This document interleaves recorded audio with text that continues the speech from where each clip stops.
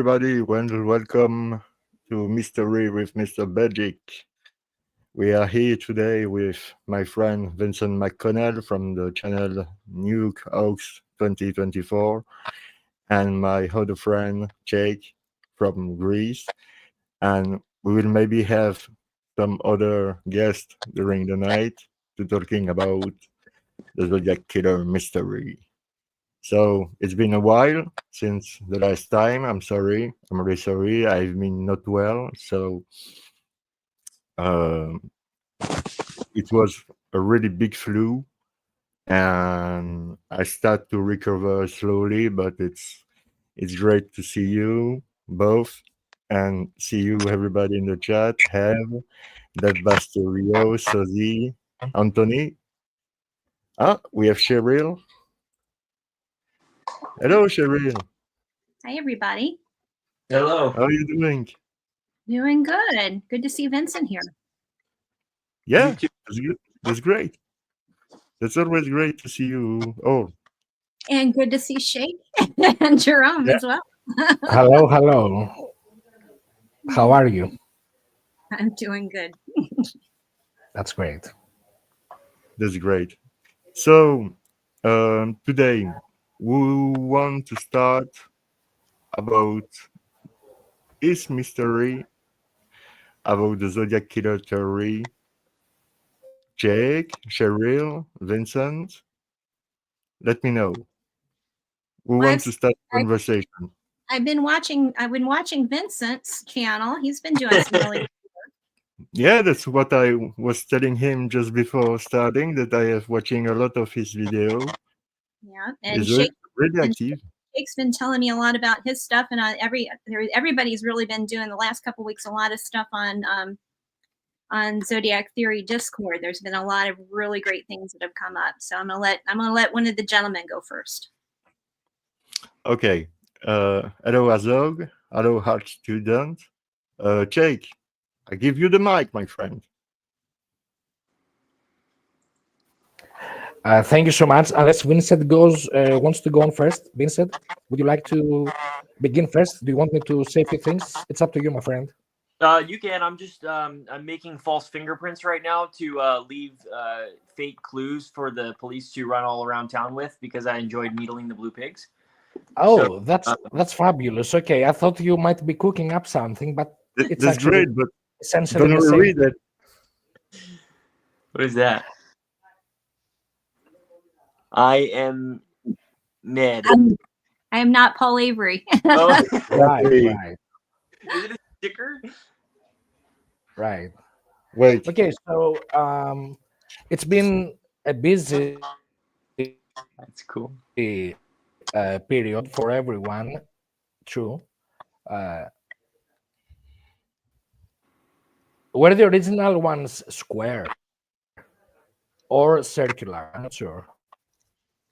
The first generation. Do you enjoy needling the blue pigs? Yeah, I think the original one was round, but That's possible. I don't know. It's been a long time. We've got to update it, right? Yeah. I find it on internet, but I don't know if it's a real hue. It's one of the best. It's one of the best scenes in the movie when Robert Downey Jr. is shooting at the shooting range, and then it's like Graysmith just talking to the void, over the noise. Yeah, that's one of the most fabulous scenes in the movie. So it's been a busy period for everyone. A lot of discussions, a lot of things and threads being woven together or pulled apart. Depends on how you look at it. From a personal perspective, I think that I was able to benefit a lot. I would like to make it. I don't know if he's here in the chat room, but I would like to say that because of Gorilla Train, we now have a clearer understanding of who Mr. Prentice may be, the person referenced by James Owen that could have been the other person commuting to the graveyard shift. Now, finding out about Mr. Apprentice was not an easy task, not because of the general problems of looking at directories and unlisted people and mispronounced information and stuff like that. I'm sure Gorilla Train is more appropriate to say about this, but I would like to share everyone that finding out even that bit of information is of importance because it provides a better understanding of the situation. And also, I think it provides a better understanding of the methodological problems that we deal with. So every piece of information that is retrieved is at the same time, I think, an enhancement of the collective experience about how you seek information and how you're able to clarify information. While Gorilla Train was going through his research about Mr. Apprentice, I faced a similar problem of lesser importance, of course, about another humble oil worker, Gary Woodard, because there was another apprentice. There are actually three guys listed as apprentices in the 69 directory. Gorilla was able to study them all. I used one of them to pick on a certain Gary Woodard that was also employed at Humble Oil. He was unlisted in the 69 directory, and his residencies are very close to what Owens described as the area of interest, the east end of Springs Road. So even though I still maintain that there are 2 or 3 hotspots which provide a geospatial distribution of people of interest. Now, this is from the killer's perspective, people of interest, the killer's perspective, people who worked at Humble Oil, people who were associated with each other via the Vallejo Sailing Club, PG&E employees. What I was able is to find the information that showed that even with San Rafael and his move to Vallejo, Thomas Faraday was actually moved for about 1 year and a half, maybe at most 2 years and a half. That would be from the spring of 63 until sometime in mid or late 65 in Petaluma. And he was there as the district manager for PG&E. Now, this is a higher rank than the simple employee or even the simple estimator employment, which means that city directors, among others, can be misleading when it comes to evaluating the position of an individual in the rank of that enterprise. Now, at his stint in Petaluma, Thomas Faraday was also involved even more into the various lodges. And after his move to Vallejo, if you remember in one of our previous discussions, I had made the case that when the murder happened in Lake Herman Road, he was not in Vallejo. Actually, that is confirmed not only to be also of the date, April 11 of 1968, Virginia announces via the Californian, the old newspaper of Dr. Robert Semple, that Thomas Faraday is now upgraded. He's moved to the division headquarters of PG&E in Salinas. That would be the area of Monterey Bay. He's moved there and becomes a division engineer responsible for lighting. That was actually part of his job in Vallejo as well. That included an understanding with the Public Utilities Commission of California.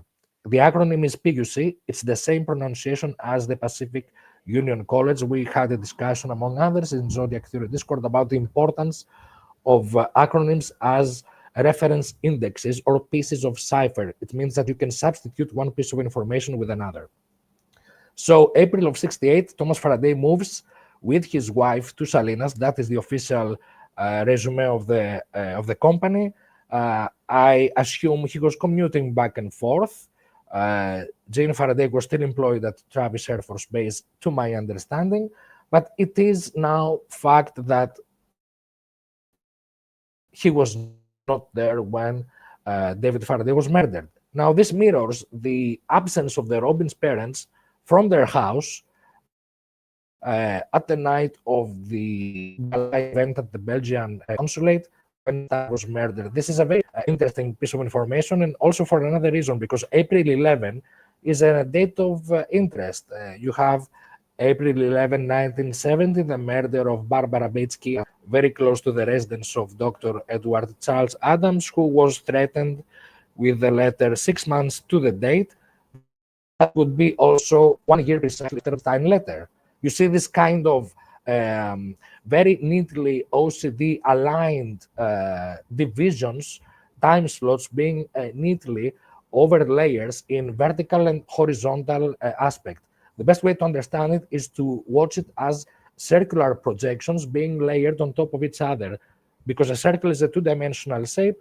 The vertical position of the axis of the layers would give us a three-dimensional concept of time. It is a reverse of the conventional understanding of three-dimensional space.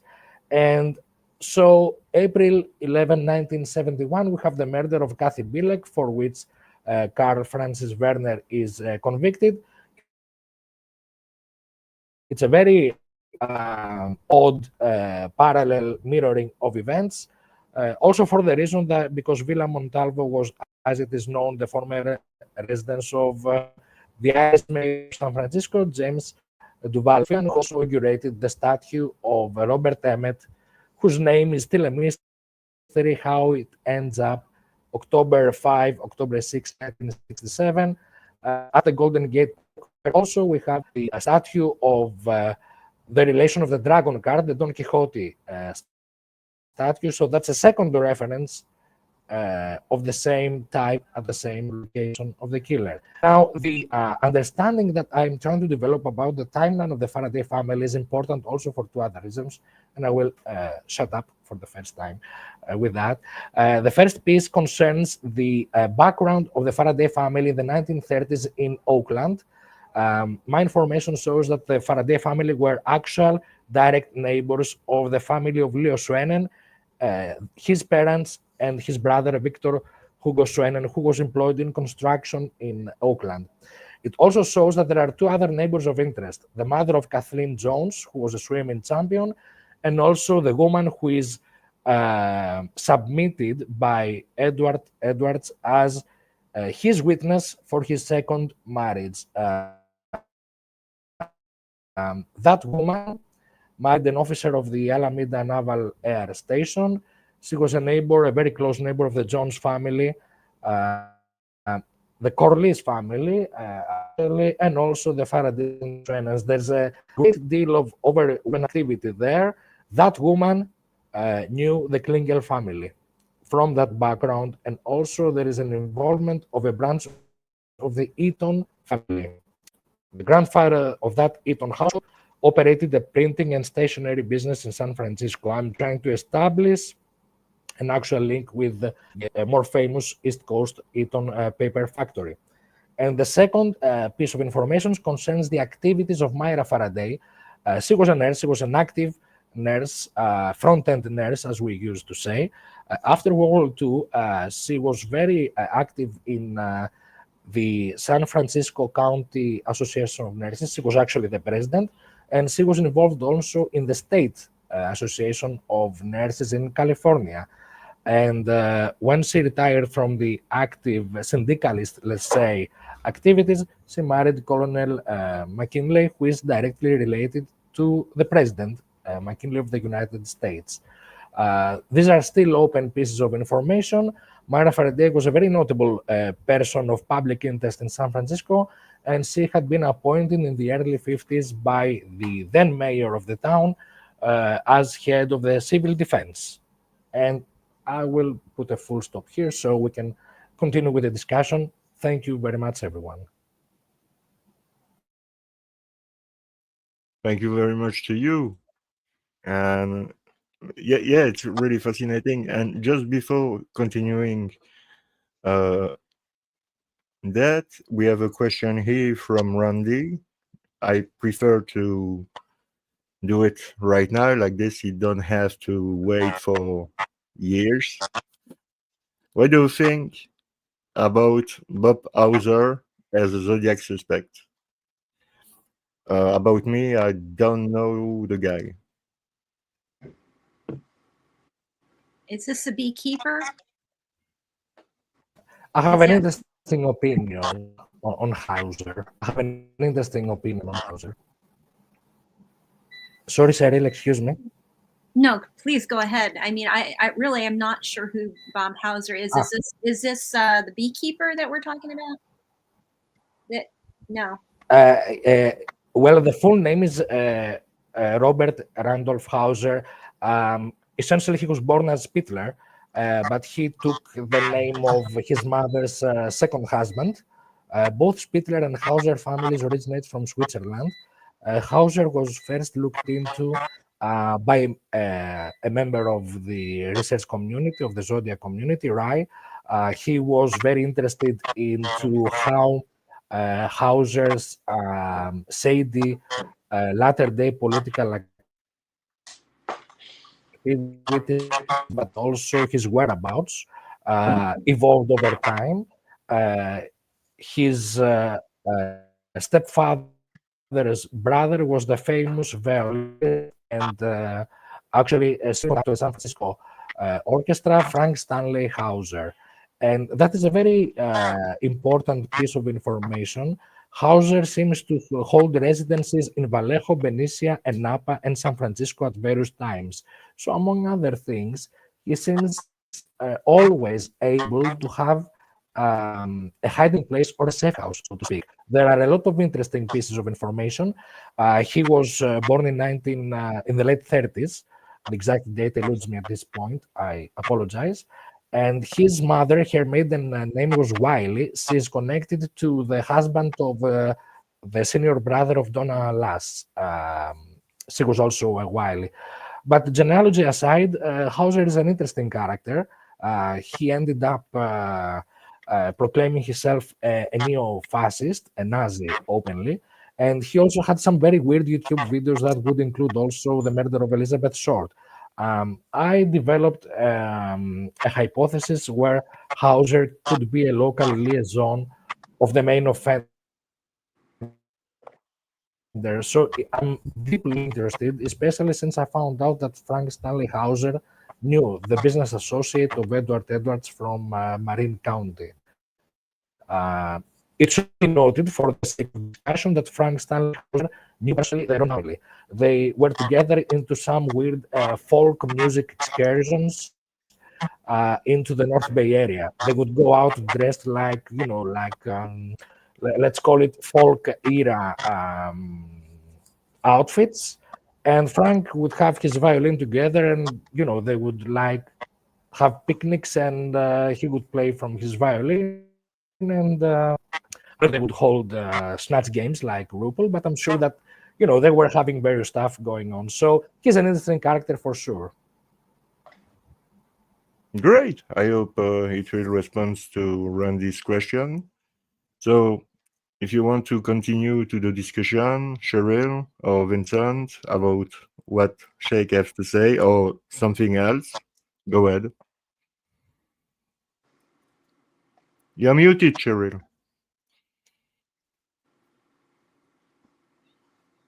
There we go.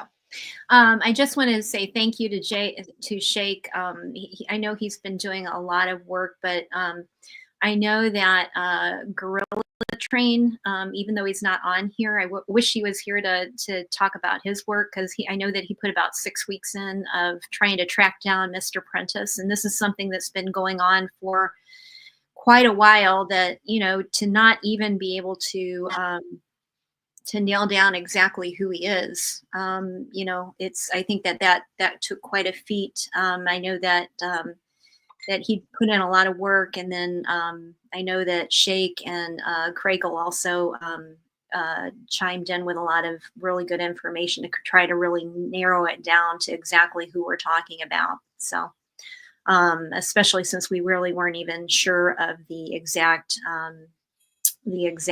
spelling, and we really don't have any feedback where the police have actually spoken to him directly. So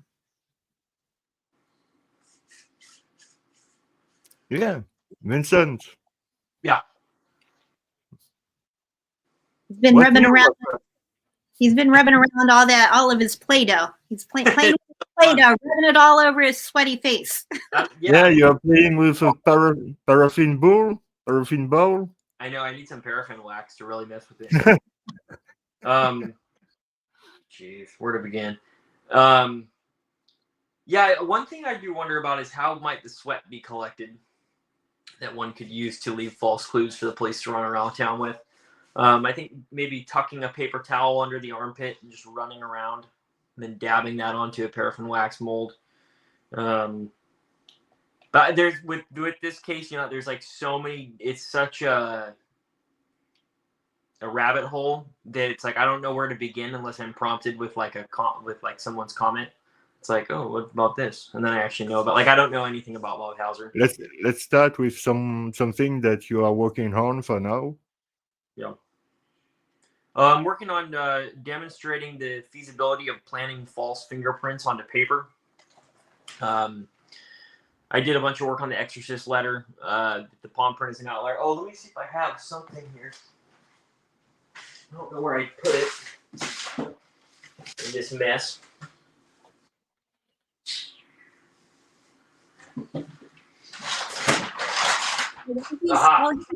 While he's looking for his, oh, here he comes. So initially I was going to buy some ninhydrin on Amazon and start attempting to develop my own latent fingerprints, but I realized that another way to do that would be to just coat the surface of the fingerprint ridges in something and develop them in live time as I went. So I wrote this letter with a bunch of ink all over my palm, and what you'll notice is that the writer's palm prints are everywhere. Yeah. There's 1, 2, 3, 4, 5, 6, 7, 8, 9, 10, 11, 12, 13, 14, at minimum 14 writer's palm prints on this sheet of paper. And this is only about 2 sentences of writing. So I want to call into question the legitimacy of the Exorcist letter palm print as being real, because it's so partial, and it's basically 1.5 writer's palm. There's one faint one off to the right, it looks like, and then one stronger one in about the middle of the page. But what you see here with ink all over the palm is that I leave a minimum of 14 writer's palm prints on this sheet of paper from writing 2 sentences long. So I'm wondering, is that a legitimate palm print? That's up for people to decide. I don't want to do a whole presentation on his show here, but if anyone has prompts or something we can go into.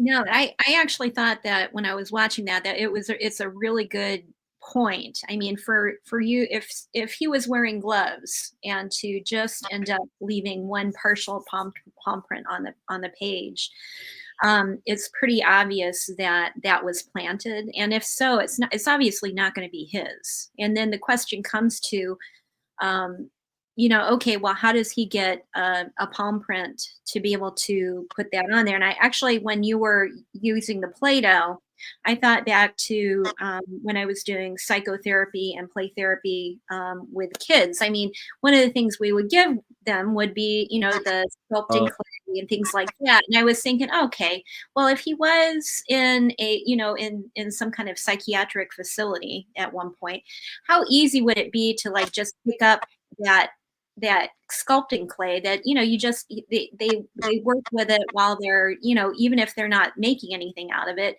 it just eases stress while they're talking. And I was thinking, how easy would it be to just, be in group therapy, somebody had, either sculpting clay or Play-Doh or something, and then just taking that, and then it would be so, when I was thinking about it, it's like, okay, there's no way. It's like, oh man, like it would be so easy. Or if he, if he worked in a school, elementary school teacher. Yeah, it could be a school teacher. He could just pick up, and there you've got one right off the bat. You've got a print that you can, put on there. So yeah, I thought it was actually a really good point. And it also kind of gets you think, like, where would somebody be able to? Yeah, I know. Yeah, you're going back to him. Go ahead, keep going. No, but I thought it was a really good point. Where would he be able to get a print to be able to put on there? So I think that all of those are actually really good ways to do it. So Have you seen the video made in by Ross named Why the Zodiac Was Not Actually Alan? Yeah, I was on that stream. Yeah. You were? Yeah. Yeah. On Well, the I stream. was not, I'm sorry, I wasn't on the stream. I was in the chat on that stream. So yeah, I was watching it. Yeah. So, do you guys, Jake or Vincent, do you have watching this video? No, I haven't seen it yet. No. So, I went okay. on live, and then I was in the middle of making and there was a lot of discussion on Facebook going on, but we're just going to differ on that. I know Ross doesn't believe he's wearing wigs at Berryessa, and I don't agree with that at all. A lot of people are saying, "Oh, Ross and Vincent should debate." Is like, I'm not going to do that because he's not going to believe that it's Alan, and unless he has irrefutable evidence that it's not Alan, then that doesn't really override all the other information that we have against him. And if there were irrefutable evidence against Alan, we wouldn't even be having the discussion about Alan anymore. So the debate really only serves to be just a back and forth of disagreement. And I just don't see the purpose of that. Yeah. That's true. It's just a matter of opinion. I mean, like you said, I mean, and I think, Chris and I were talking about it last night that, there is, unless there is an arrest and if there is not enough evidence to bring somebody to trial for this, there is not irrefutable evidence that somebody that definitely is, or, unless there's something definite that you can rule them out. I mean, there's a lot of people that it can only be one person, or, depending on your theory, maybe more than that.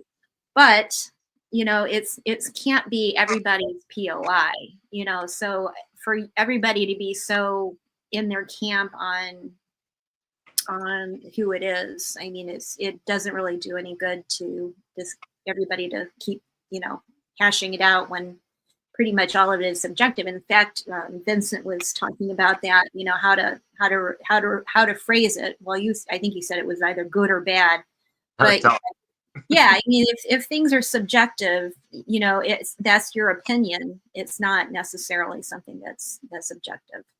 It's like in the language. I was watching a different show with Aaron Hallman. I don't know if you see who the guy is.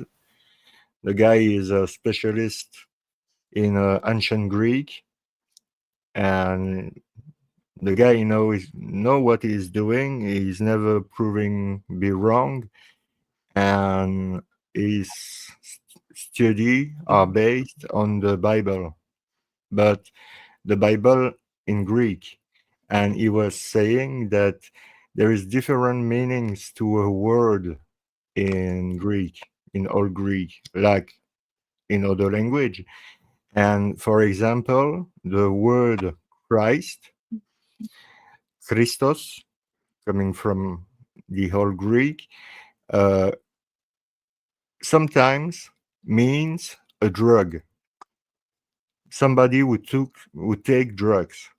No, so to be Christing, to be on Christ, that's mean to be on drugs.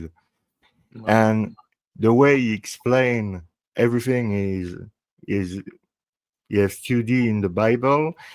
You see that there is more medical stuff in the Bible that you believe, in fact. And there is a lot of people against him because obviously he is not wealthy by the Vatican or the ordinary, let's say, religious people. Hello, Sharon. Hello, Marimi. I hope you are doing well. And this guy, Aaron Hallman, is really interesting because he explained that there is all of different meaning. And I was thinking about this famous Christ Mass. If you go on his way and you say, yeah, Christ maybe mean drug. Okay, so a drug mass, and he was talking about the same day that there is a drug bust on December 22. on December 20, 1968. So I wonder if it's possible that there is hidden stuff in the hidden word or word with other meaning, maybe the misspelled word, I don't know, in different language who add this that you can add one by one, and you can can maybe have a solution to something. I don't know what.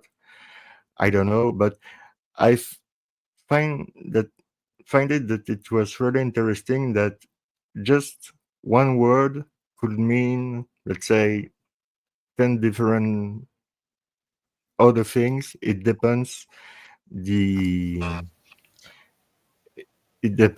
what you're doing, with who we are talking, the circumstances. So yeah, I think that it's really relevant, all the work that Shake makes, because it's another point of view that we were never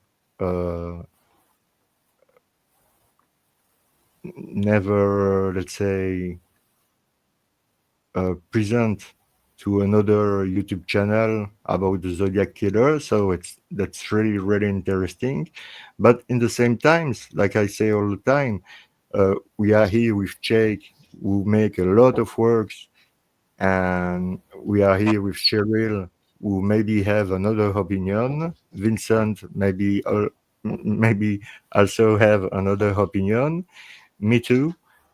But we are here, and we are nice each other, and there is no fight. So that's why we are happy all the time to be here. And that's true. That's true that the New You say Testament. the most important thing. You now say, dear Jerome, the most important thing of all, the democratic civil environment, that we can have discussions, offer opinions, agreements, and disagreements. I think you make the most significant point. I think he. Go ahead. I think he froze. Are you back? Yes, because it's. I mean, Oh, did I freeze? Yeah. It happens sometimes, yeah. And in the refrigerator, we are looking the other glitter products. So what I was saying is that I find it very important that you make the most significant point about the civil discussion and the good climate for producing arguments, making agreements and disagreements. To tell you the truth about the Greek word that you said, it reminded me of what I'm trying to make the case about the one word being a layer of many meanings, which can be seen as a vertical layer, or if you want, a rotary type, like a rotary type coding machine, where you have substitution of its meaning for another, depending on the situation. Christos would mean the enlightened one or the illuminated one, but at the same time, Chryso means to drown someone in liquid. That could be the holy liquid, but it can have any sort of meaning, especially with the Gnostic aspect of the early Christian religion that was focused in the region of Egypt. When Aleister Crowley had his vision of apocalypse that led him to write the book of the law, and he pronounced himself the new Christ, he referred to the Gnostic Mass, and I think that the usage of Christ Mass is a kind of reference to that aspect of the Crowleyan understanding of the Gnostic concept of Christos. And Which makes sense, yeah. since we're talking about Alan, I apologize from Ross. I will watch his Yesterday was a very weird and busy and tough day for me, among other things. Don't But worry, what I it's would there like to say, with you. I will make sure to watch it. It's very interesting. I'm trying to link or to explain the first report of Officer Lynch when he first received the tip on Arthur Lee Allen, along with all the other tips of that 2-day period, including the tip about Robert Emmett, the hippie. And since we're talking into semantics and wordplays, I think that paradise is a very fine example of a word that can be split in two. It can have one meaning, a wordplay, and at the same time, dice as a heaven of chance or any other spiritual or similar meaning can be in that context. I think that it would be very fair, since Cheryl mentioned Chris, to say now that Chris has offered another solution for Z13, being based on the concept of paradise, and the first and last letter P being the accumulation of the solution. In that sense, P could stand for a name, could stand for a substitution, could stand for the hint at Edgar Allan Poe, since the killer was challenged by the Cryptography Association, and also paradise in its own merit. It has been linked by various people, including me and Eduard, to the Paradise Motel in Lake Tahoe.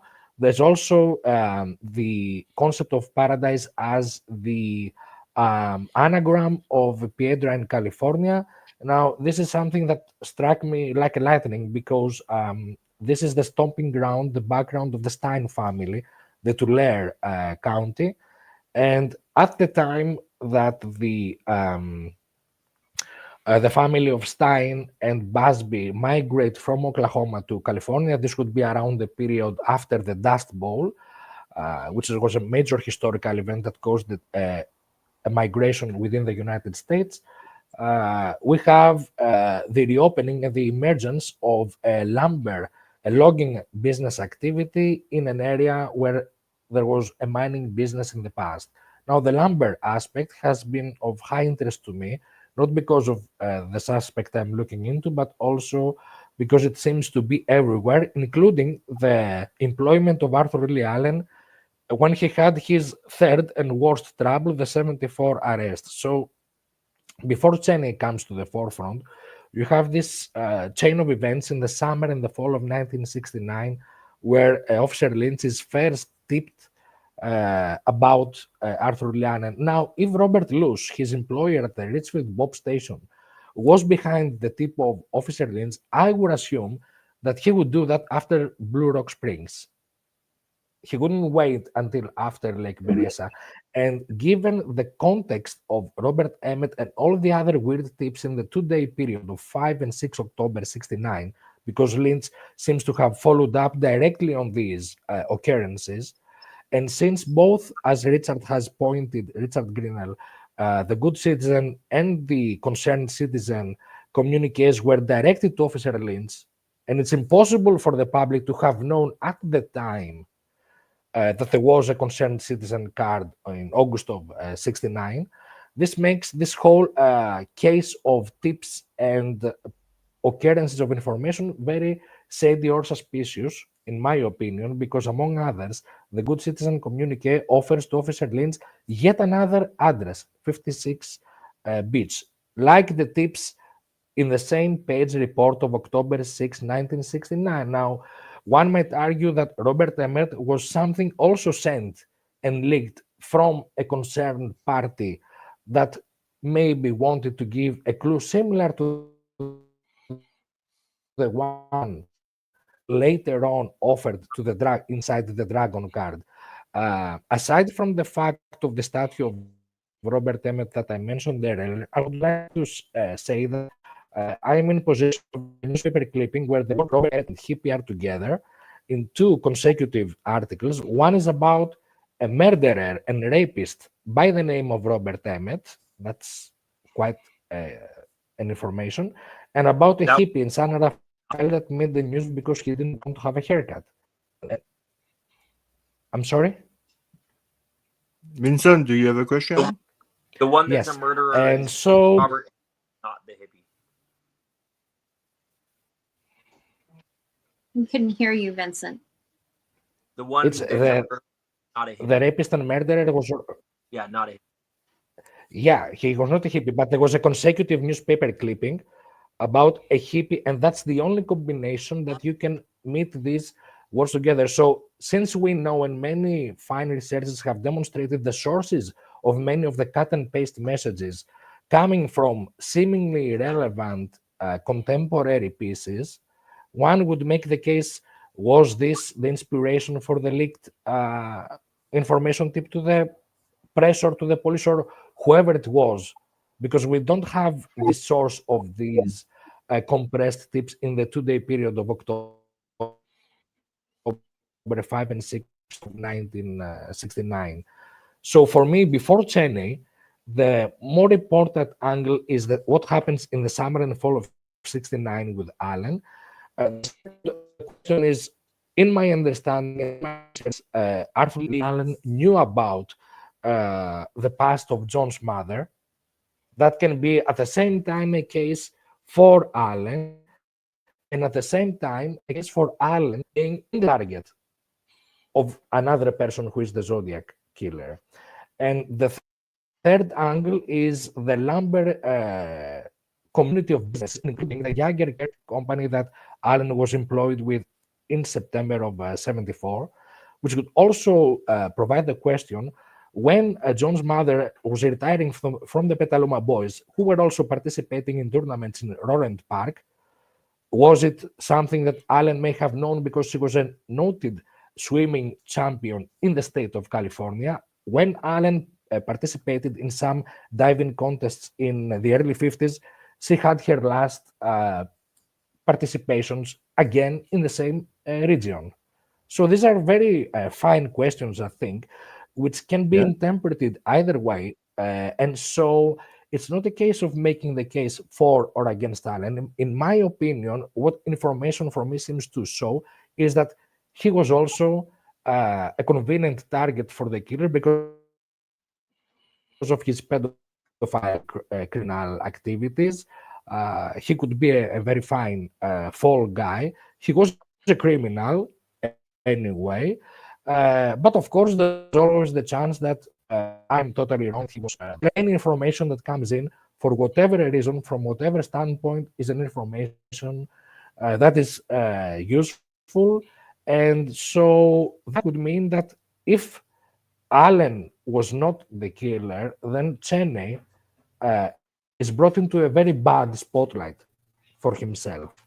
Not because simply of the vendetta between them, but because of the fabrication of information throughout the years, as one might allege. Again, I'm trying to be careful with my words, but you see that this is a constellation of people who are better viewed in a context of a macro scale of examining things with an open mind and to write down every information as valuable information to be further investigated. In my opinion, what excludes Allen at the most part, I know I'm a vast minority by holding this opinion, is his age. I think the killer was older. So that would necessarily exclude Allen or Hauser that we said earlier, at least as the main offenders. So I'm also trying to make a case for that. And again, as a last point, to give again the microphone to my fellow participants here or to the audience, there was also a drug bust in San Rafael with very similar characteristics as the one on December 2068. This drug bust occurred a bit earlier, December 3, 1968. We know this date because that's the date of the still unresolved Wells Fargo incident. The ransom note, the extortion case of Wells Fargo has the date in the FBI files, December 3, 1968. It's a very interesting overlap, and especially if we understand that in January of 69, there's another arrest Lake Herman Road, related to the one December of '68. That includes the business associate of Ed Edwards. He is directly implicated by tipping on the police and by being involved in a violent incident. Did that just go out for?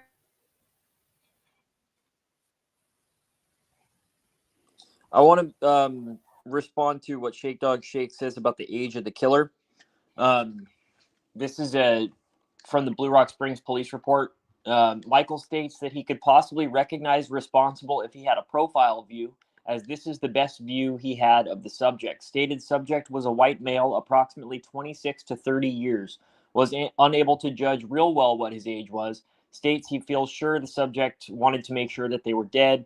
This was due to the fact that he returned and shot each one more time. So I wonder what is the reasoning behind the opinion that the killer was substantially older than in his 30s.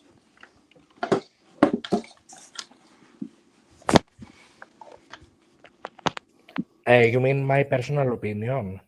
Yeah. What makes you think he's older than Alan was? Alan would have been 35 or something like that. Yeah. Well, regardless of Alan about the age, it's funny. We had the similar discussion, I think, earlier today. I would say that the two different points of view at Presidio Heights separately shifted the age towards the senior part of the spectrum. But regardless of that, and regardless of the condition under which Mago had the sighting, I think that when you suddenly see someone flashing a gun at you, you don't try to, oh, how old is he? You're just trying to, move as fast as you can to avoid the bullets from a point blank distance. I would say that the eyewitnesses at Presidio Heights, because they were not the exact targets of the killer, could have been a bit calmer and cooler.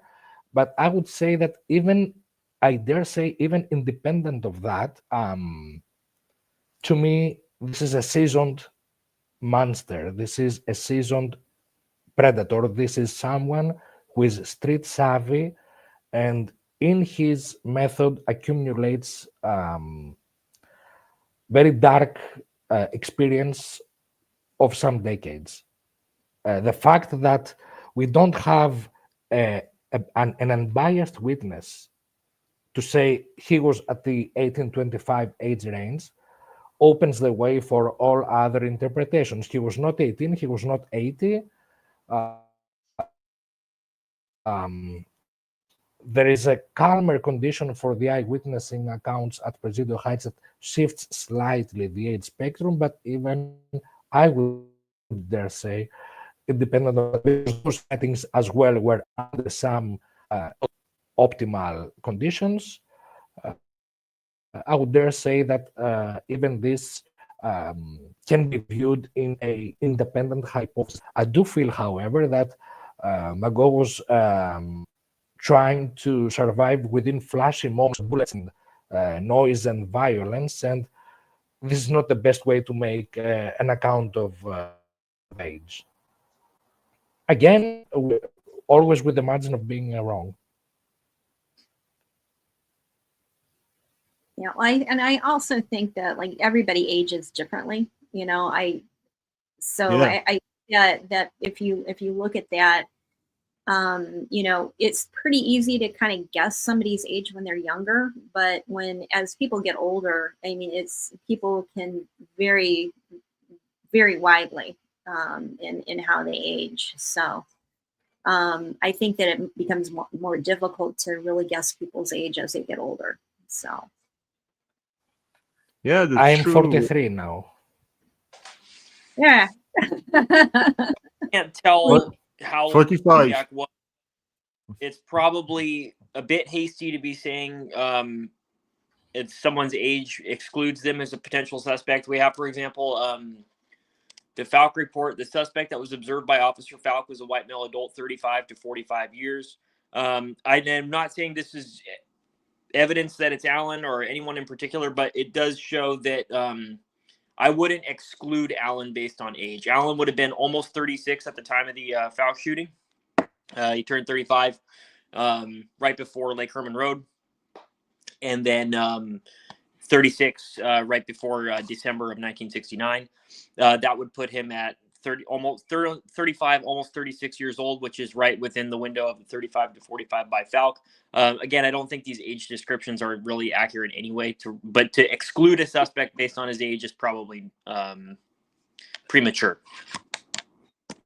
Yeah, I agree.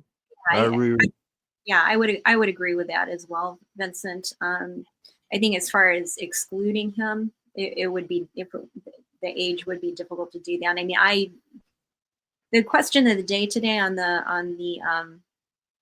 Discord was based only upon the writings. What would you guess his age to be? And my guess would be between 35 to 45. Part of that is because one of the things that kind of came up, and we'll talk about later, was that Gina brought to my attention that there were some letters written that, like, when you read them, I have a feeling it's pretty obvious that it was written by Z. It's obviously there's no proof of that, but it was signed by Friar Puck, and these letters were written in 54 and 55 to the St. Helena Star. And the interesting thing in those writings is that there was a very different feeling in them. And those, he was writing about how, in 54, 55, he was viewing the parents as a problem, where in 69 and all of those writings, he was seeing the children as a problem. So if you're writing in 54 and 55 and viewing you're going to see yourself as the person who's the victim. So he's seeing him more as identifying with the children in 54, 55, where in 69, he's more identifying with the adults, that the children are the problem, because he really does focuses that as his victim. So I think that, in my opinion, obviously there are a lot of people who have, suspects who are in their 20s who, when you look at it, look very, very, very good suspects, but they are young. And then when you look at some suspects that are older than that, naturally, when you look at history, I do agree with Shake that this is somebody who's had, this is not somebody who is new to this, but, how much older, as you get older, you're going to slow down. You could already see that based on the descriptions that Brian and Cecilia had, and the Robbins kids said this is somebody who is starting to slow down. For what reason? Whether that was a physical ailment or whether it was simply because he's just getting older and out of shape. There is indications that is happening. But we can't, when we look at that, we can't just take his writings out of a vacuum. It's part of the entire whole, and when you do have people who are describing him at that age, I think like the 35 to 45 range is probability. Naturally, you're going to have some leeway in there that you're going to have to leave, because there's no way that you're going to know outside factors as far as how people age, how that's going to affect what he looks like. Or sometimes there are people who have the ability to write in a very much more mature fashion at a very young age. So but I would say that based on everything as a whole, the 35 to 45 age range is pretty consistent. Do you want to respond, Vincent? No, I agree with that. I don't think Zodiac was very young. I think it's really hard to know his age. The only point I was making originally was just that to exclude a suspect because you think that the Zodiac was older is quick. It's quick on the draw because what we do have from witness descriptions puts him at either 25 to 30 or 35 to 40.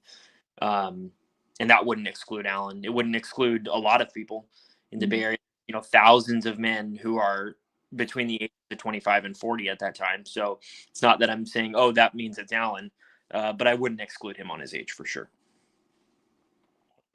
We have a question here from Anthony.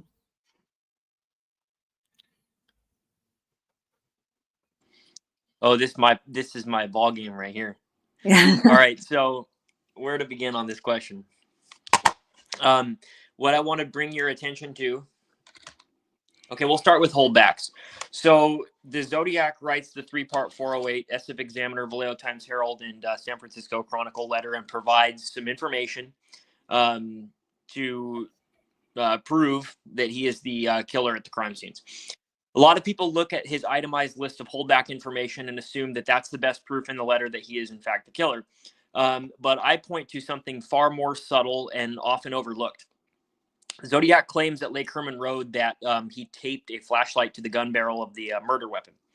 Well, if you look at the vast majority of semi-automatic firearms, pistols, the top of them, I wish I had something to demonstrate this, but the top of them is made up of the slide that sits on top of the frame. And when you fire it, the slide is going to go back, blow back, and then cycle the action of the firearm.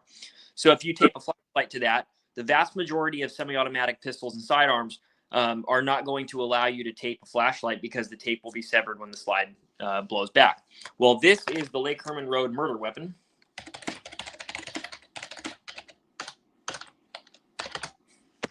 Flip this around. I don't know how to flip it around, but I'll just pull the Lake Herman Road murder weapon would allow you to tape a flashlight to it because the barrel protrudes far beyond the action of the firearm. So this is the first indicator that Zodiac had at least either the world's luckiest guess in that it just so happens that the Lake Herman Road murder weapon is a pistol that would allow you to tape a flashlight to it, or he was at the crime scene. I bring your attention next to the debut letter.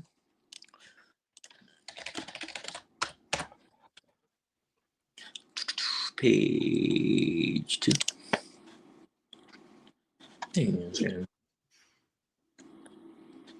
Bit of a loading process. Let's see. Oh no. Okay, here I'm just gonna pull the whole letter and then we'll debut of the Zodiac.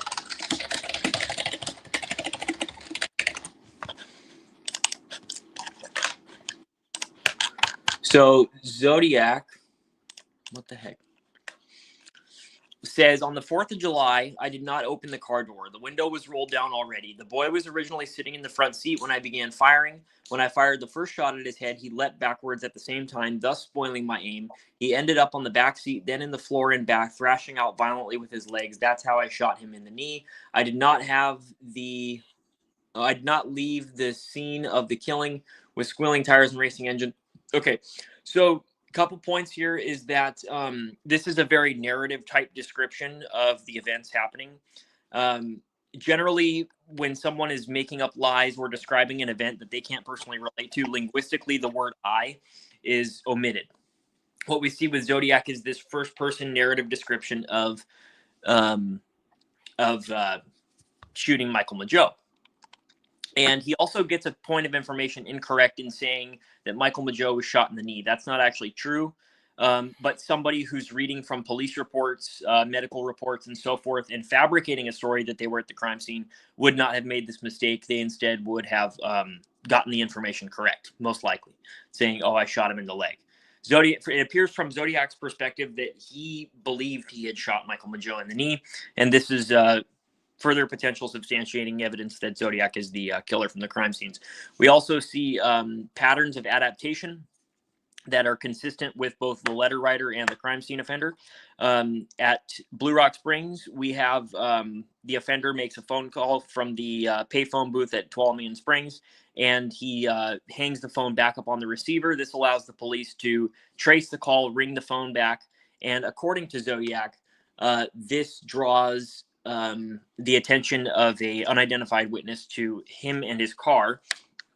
Then we see at Lake Berryessa, when he makes his phone call to the Napa police, that he hangs the phone, or he leaves the phone dangling off the receiver so it can't be ringed back. So this indicates that the offender from Blue Rock Springs is the offender from Lake Berryessa. We look at the 408 cipher, which was cracked by the Hardens almost immediately after it was sent, and we see that it's a simple substitution cipher. We look at the 340 cipher, and now the cipher is much more advanced. It's now a multi-transpositional homophonic substitution cipher, and it takes almost 50 years or more than 50 years to crack that cipher. So we're seeing very similar patterns of adaptation. We're seeing the upgrade of weapon caliber from a 22 to a 9mm to a 45 back to a 9mm. If you look at Lake Herman Road, he shoots Betty Lou Jensen 5 times before she's even able to fall down. At Blue Rock Springs, we see that the offender never lets them leave the car. He's also graduated to a higher caliber weapon so that he's more sure that his victims are killed. So those patterns of adaptation are consistent, and there's numerous examples across the letters and the crime scenes that I have to make a list for you. But we see that he's adapting and learning as he goes, changing and evolving his methodology. And we also see linguistic letters that the letter writer is the crime scene offender. Cheryl? Yeah, I mean, I agree. I agree with Vincent. I mean, there is enough there to in my mind, to prove that the letter writer was Zodiac. Yeah. So I mean, obviously, you know, if you look at Horan obviously is not going to agree with that. But I mean, personally, I think that it's more like when you're looking at it, you really have to look at what's the higher likelihood. I think with all of these things, there are some things you're going to have to take a jump of faith on. But I think that when it comes to the 4 canonical crimes, and when it comes to the letters that were written then, I mean, when you look at the ones outside of that time frame, yeah, I mean, there is some variability, but I think that there is enough there that he has put enough of his clues in there in his writings to let you know that he was the person who did that. So at least on those 4. Yeah, and Horan has a history of making outlandish claims. So I just caution anybody against a theory presented by Thomas Henry Horan. He is known to develop or interpret connections where there in fact may be none, and to otherwise make inaccurate claims to bolster this hypothesis that there's this massive, conspiracy, which really doesn't make sense anyway, because if it's a newspaper conspiracy to sell newspapers, why can't the Zodiac get onto the front page? The main real point of Horan's story there is that it's a collaboration of law enforcement officers of some kind and the newspaper agencies. And yet the Zodiac finds himself on page 4 and then complains about it here at the end of the debut letter and says, "I was not happy to see that I did not get front page coverage." So if the newspaper conspiracy, I can't understand why he would be unable to get front page coverage. And I don't take Horan's theories to be very accurate or no, me neither. No. It's a cool story though. Oh, this guy's is a hoax, it's a conspiracy theory. It's fun. The great Zodiac Killer hoax theory. Yeah, it's true. That's fun. In a way, yeah, and in another way, it's a little bit of misrespect for the victim and the victim of the family, because he claims sometimes some crazy stuff. He was here on the channel one time claiming that he knew where Maura Murray was, he knew the truth about the killing of Madeleine McCann. A lot of stuff like this. So when he has started to claiming all the stuff, his credibility is getting low for me. Yeah, the death knell for me was when he said Paul Stein was investigating the Visalia ransacker. The Visalia ransacker didn't become active until 1974. Paul Stein was killed in 1969. So, and that's rudimentary information that should have been checked out. Yeah, I know about Paul Stein. He's really embarrassed with Paul Stein because it doesn't fit at all with what he says. But has he responded to the Visalia ransacker issue? Does anyone know? I haven't seen it. I don't think so. Okay. I'm not sure because I'm not watching whole. But and plus he's making video, but you need to pay to watching the video. So yeah, that's another problem. That's another problem. Nobody. It's not free for everybody. But this kind of man, the Zodiac. Yeah, the question was, do you think that there is a relation between the writer and the killer, the same person? Maybe there were two participants. So maybe one was writing the letter and the other was killing. I don't know. It's maybe the same person. It's a big issue with the idea the letter writer is not the killer is that if the letter writer is some sort of hoaxer or conspirator, he had to randomly select 4 crime scenes where the witness descriptions are close enough that they could be argued to be the same person, and all went unsolved for the next 57 years. Very unrealistic, and would be whoever did that should play the Powerball. Because the guy could know, he couldn't know that the perpetrator of the killings, first, the second, the third, the fourth, will be caught or no. So we also have the Zodiac logo at Lake Berryessa at the scene of the crime before the vast amount of publicity and coverage that Zodiac got. So it just falls apart, the hypothesis. But it's a good question because it opens up a whole can of worms and a rabbit hole. It's fun.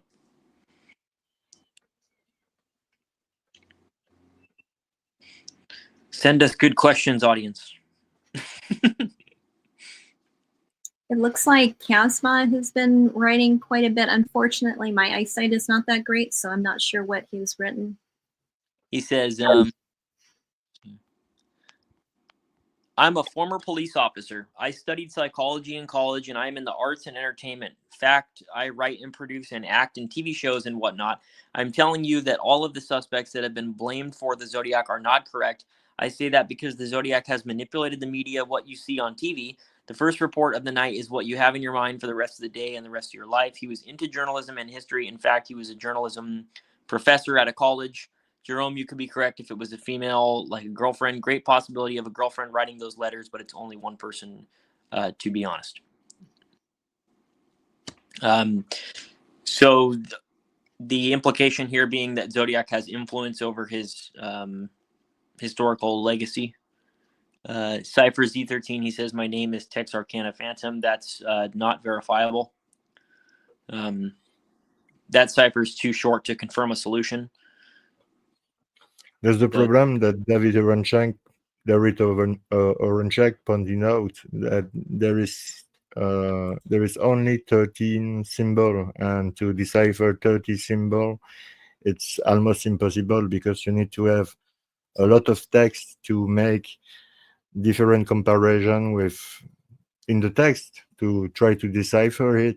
But with only 13 symbols, if you don't have the key, there is no way to decipher it. Zodiac. Oh, good. One thing that I would agree with Casbah on is the fact that what the media has put out for decades is really an incorrect view of how the crimes went down. And I think that, you know, for those of us who are in the Zodiac community, I mean, we take for granted that we know that, because we've studied the actual police reports, we've been to the crime scenes, we've actually seen this. I mean, I think that a lot of times that we forget that, you know, for a lot of the public, and, you know, maybe people who are tuning into the panel today, are, you know, they really kind of think that, you know, we're taking it as far as the watching the movies and, you know, a lot of the standard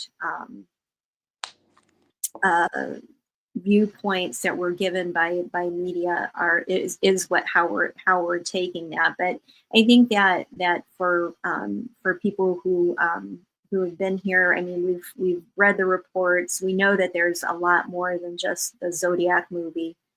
You know, we've listened to the interviews of the witnesses and the people involved. So I know at least everybody that I've seen in the community knows that it's a lot more complex than the way that it's been portrayed. Because really, there's a story. Even though I like the Zodiac movie as a movie, and I love David Fincher as a filmmaker. Oh yeah, it's a great movie. Yeah.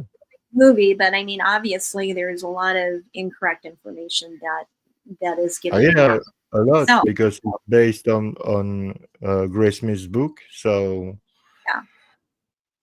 And in the same time, he's a director. He's not a researcher or something else. He's just a director. He wants to make a good movie, and he made a really good movie with really good actor. But that's true that there is a lot of things we are not accurate at all. But that's a great movie. Mm-hmm. I also disagree. It goes back, I think, to. Please, we have a Vincent, question. yes, I'm sorry. Jake, just before, we have a question here from Anthony. I think it's a good question. I was actually wanting to respond to that question. Yes. Yeah, go ahead. Sorry. I wasn't sure if Vincent wanted to say something first. Please, Vincent, if you want to say something about the question of Anthony. That's probably why he went to such lengths to not get caught during his crimes, and also appears to have not reoffended after the Steinkamp incident. While I don't think he was terrified the way that Reddit says about after Presidio, I think he saw the writing on the wall, noticed that his luck was going to run out one of these days. And so he stopped committing murders. And I don't know why not confess for the front page, but we do know he wanted the front page because it says in the letter, I was not happy to see that I did not get front page coverage. So we have it from the Zodiac, that he was angry about that. Cheryl, an opinion? Because it would end the game.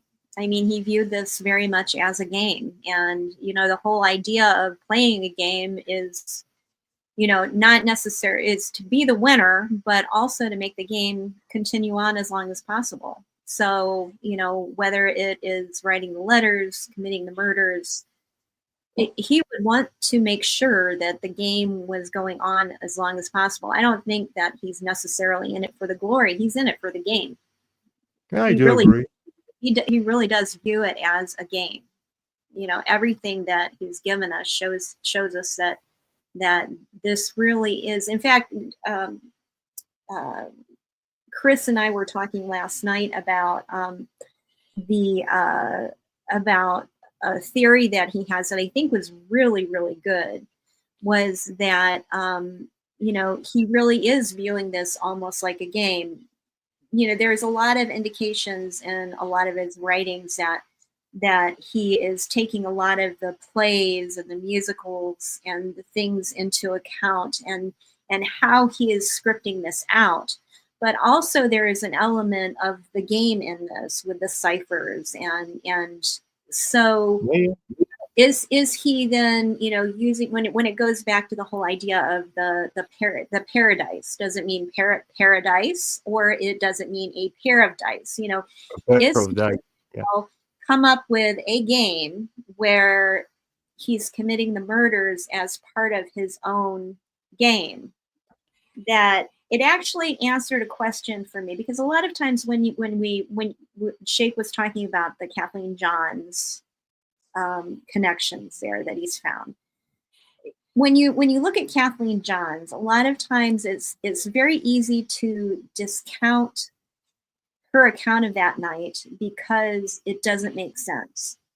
And it's also, when you look at Blakeberry Essa, if it's not for the fact that Brian got stabbed in the back and he can't stab himself in the back, and the fact that Cecilia survived to be able to give her account of what that situation was, it would have been very easy if Brian had survived and if he wasn't stabbed in the back, to think that Brian committed the murder, because none of that made sense. That in how all of that played out did not make sense. So when you look at Kathleen Johns, once again, that's another situation like that doesn't make sense. Why would you then drive this woman around for hours, and then after she escapes, you take the car right back to where you picked her up and then set it on fire? Well, setting it on fire, it makes sense because you would want to get rid of evidence, but why are you going back there? It makes no sense, no sense at all. So a lot of that story, people don't believe her. But if this is all part of a game, you know, in a game, you know, if something in that situation, when in the discussions that he's having with her, because once again, you know, she claims that, you know, once he saw the baby, that doesn't make sense. Well, if it's part of the game that you have to have a specific character, like his I mean, I guess it's okay for me to tell this is all, but I think it makes complete sense. If he has come up with a game where he is rolling a pair of dice, like you have your location, you know, in the game of Clue, you have your, you know, Miss Peacock in you know, in the conservatory with the candlestick. You have your how it's done. You have your character, and where it's done. If you then find out that character doesn't fit what the game has said about, what do you have to do? You have to go back to where you began, right? Because he has his own set of rules in his head of how this game is played. Then all of a sudden, something as far as the character, how it's done, it doesn't fit into that line of questioning. He might be just going back to the beginning, and it doesn't make sense to us. But for him, yeah. But for him, it may make sense. It may make sense. So when we were talking that out last night, it made complete sense to me. You know, because when you look at that, there is some, even though it doesn't make sense to us, somehow this makes sense to him. So, you know, when we're talking about Kathleen Johns, that actually would make sense, because nothing about Lake Berryessa really, as a crime, it sounds like just somebody would be making that up, because it doesn't really follow how you would think a crime would be. There's a lot of things that just doesn't make sense. Anyway, Shake, I'm sorry, I kind of got sidetracked there. You wanted to say something about that as well.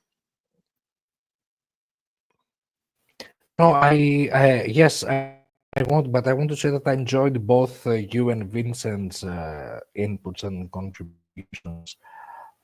If you're finished, I will expound, but please, if you made your case, I don't want to interrupt you or anything. No, please go ahead. Yeah, so concerning the question, I think that there is no glory in confessing. There's no glory in confessing. Even if you get caught for another offense, if we assume that the killer was ever caught and put behind bars, it would be for another crime, because if it was for the Zodiac murders, we would know. So there have been no arrests for the Zodiac murders. This means that even if the offender was arrested for something else, and I could make the case for such a scenario, there would have been no reason absolutely to confess to the Zodiac murders while being behind bars. Now, if he didn't get caught and he grew old, I don't think there's any glory for a senior citizen to say, oh, I was the one that did it. The insignia is timeless. The body is made of flesh. The flesh grows old and dies, but the idea can be forever. The idea behind the insignia of the elusive killer that transcends time and becomes a mystifying deity, the divine hand of the executioner, the divinity of Lord Coco, something between the grotesque and the abominable. I would say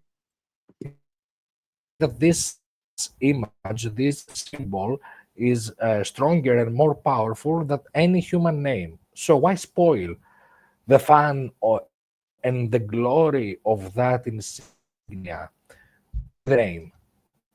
The name is mortal, fades and passes away. The insignia and the brand is forever. And so the failure of law enforcement is furthermore enhanced by the insignia that remains untarnished. It is an eternal taunt against law enforcement and everyone else. Now, of course, I see Casba in the audience making a case about this or that person.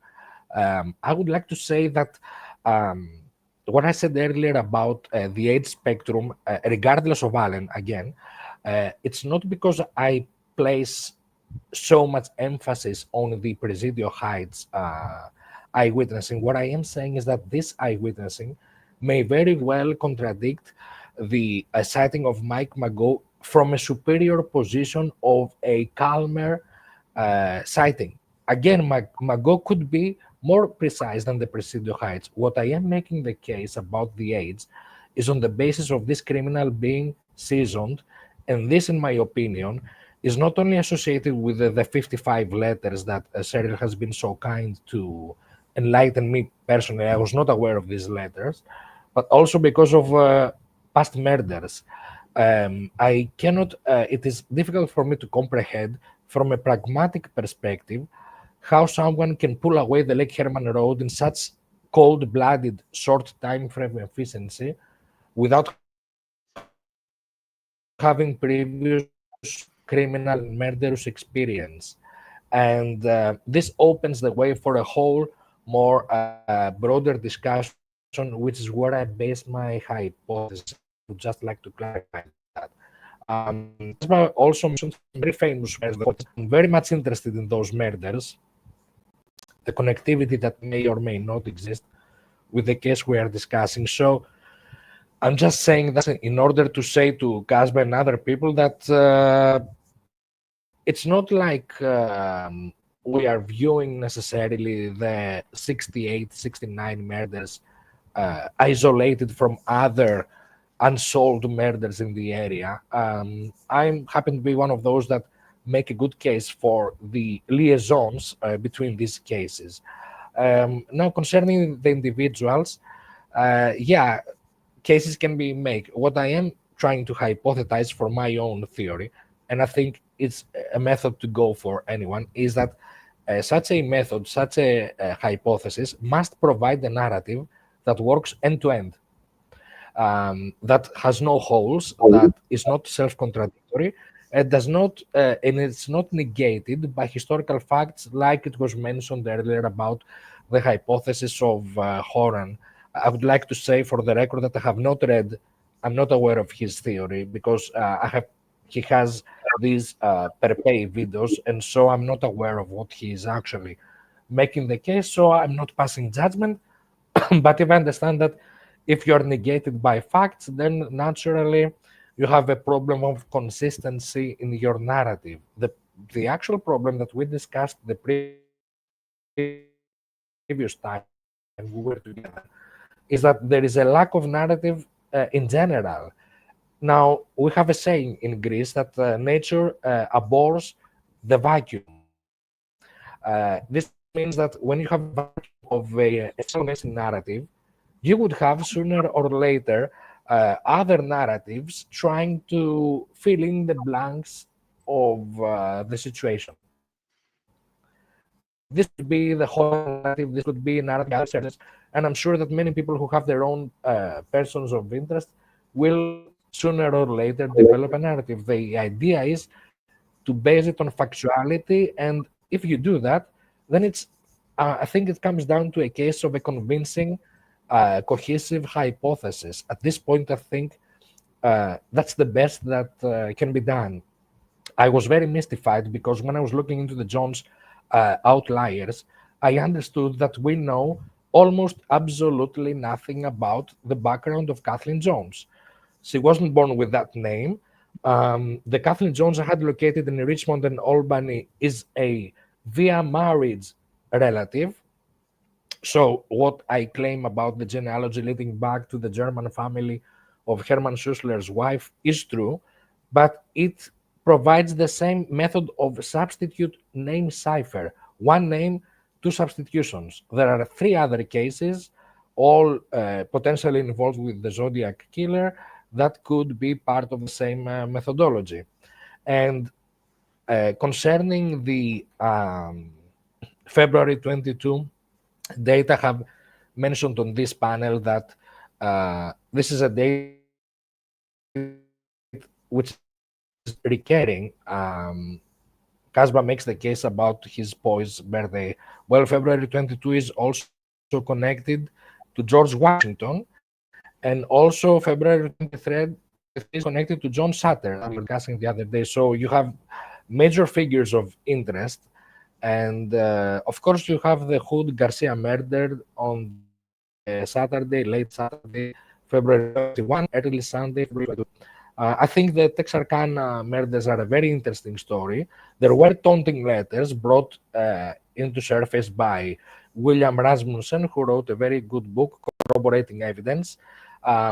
He submitted a Freedom of Information Act and got hold of the murders that were sent to relatives of the victims. And of course, February 22 is the first date of the first attack in the Texarkana time frame. I think that I will go back to the fact that if we ignore basic information about Kathleen Jones, it's very difficult to pass judgment on her being a canonical attempted murder victim or not. Her testimony was that she was up for murder. And for the record, the killer never let her go. She jumped from the car. So it's not like the killer, the abductor, was moved by her baby girl, Jennifer. He was not. Right. She jumped out of the moving vehicle and she hid behind the bushes. So if there's one thing about her story, first and foremost, is that there was victim blaming. It's a disgrace that the report conducted by law enforcement does not reflect her testimony. Now, I am not passing judgment on her testimony before I make the remark that law enforcement was obliged by law to reflect her narrative on the police report of her testimony. That did not happen. It's a disgrace. And even if she was not telling the truth, it is still the obligation of the officer to write down her story and put it in print.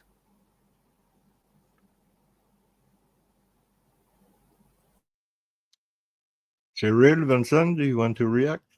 Yeah, I mean, I agree. I mean, it definitely was there. I mean, there is a lot of victim blaming in it, but in a way, you do have to.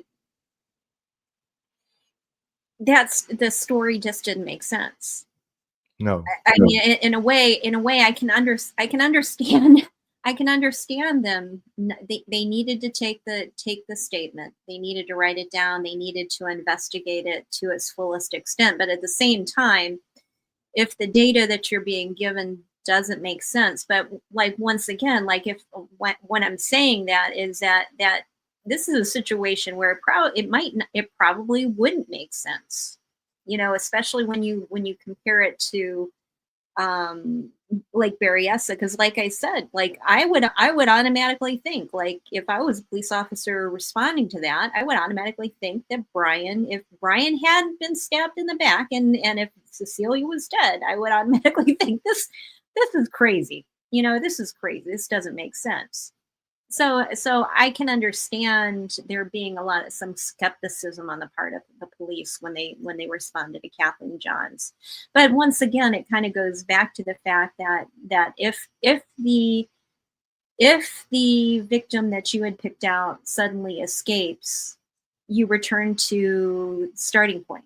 You know, you go past start and don't collect your $200. So it kind of goes back to the whole thing that somehow the game, he missed his opportunity to complete that murder, and however that played out in his mind.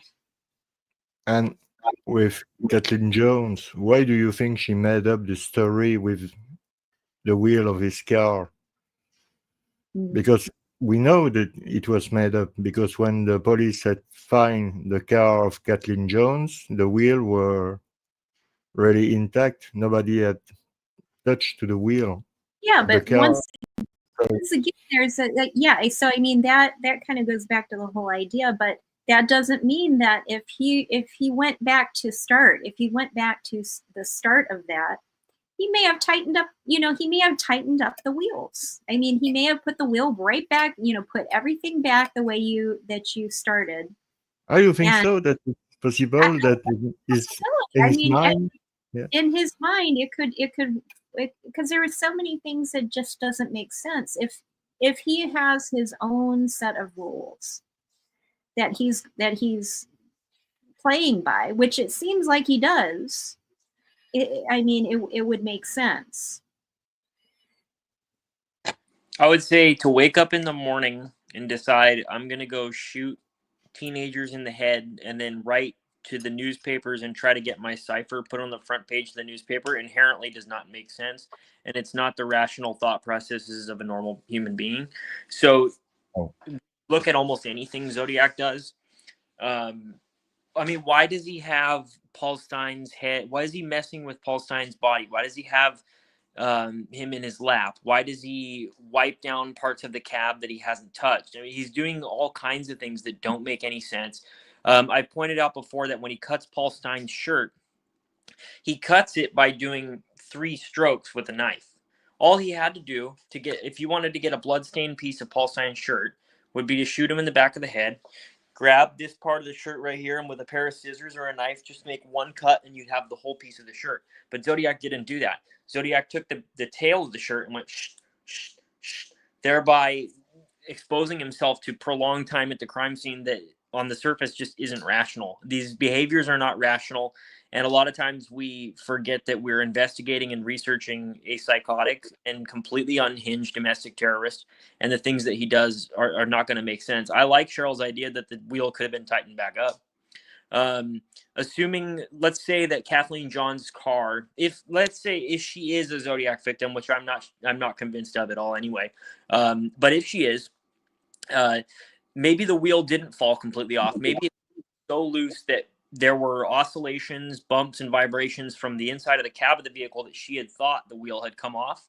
And then Zodiac would only need to retighten the lug nuts to put the wheel back on.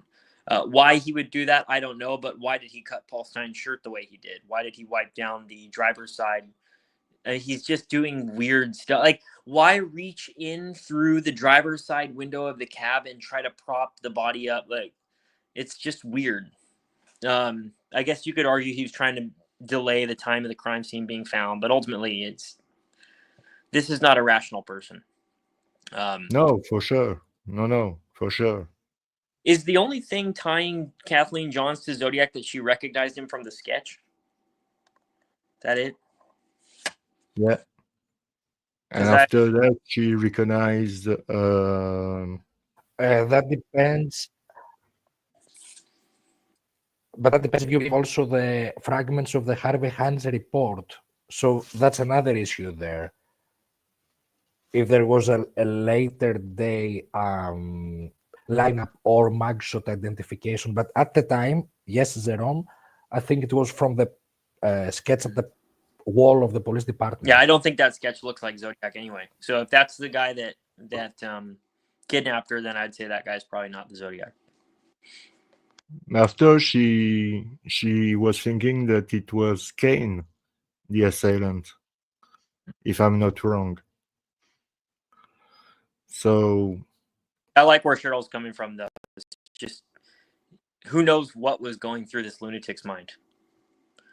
Because it's like Jude Morrow and Ryan Burns talk about on the DB Cooper Sleuth podcast with what kind of guy wakes up in the morning and decides he's going to hijack a plane. And it's the same thing with Zodiac.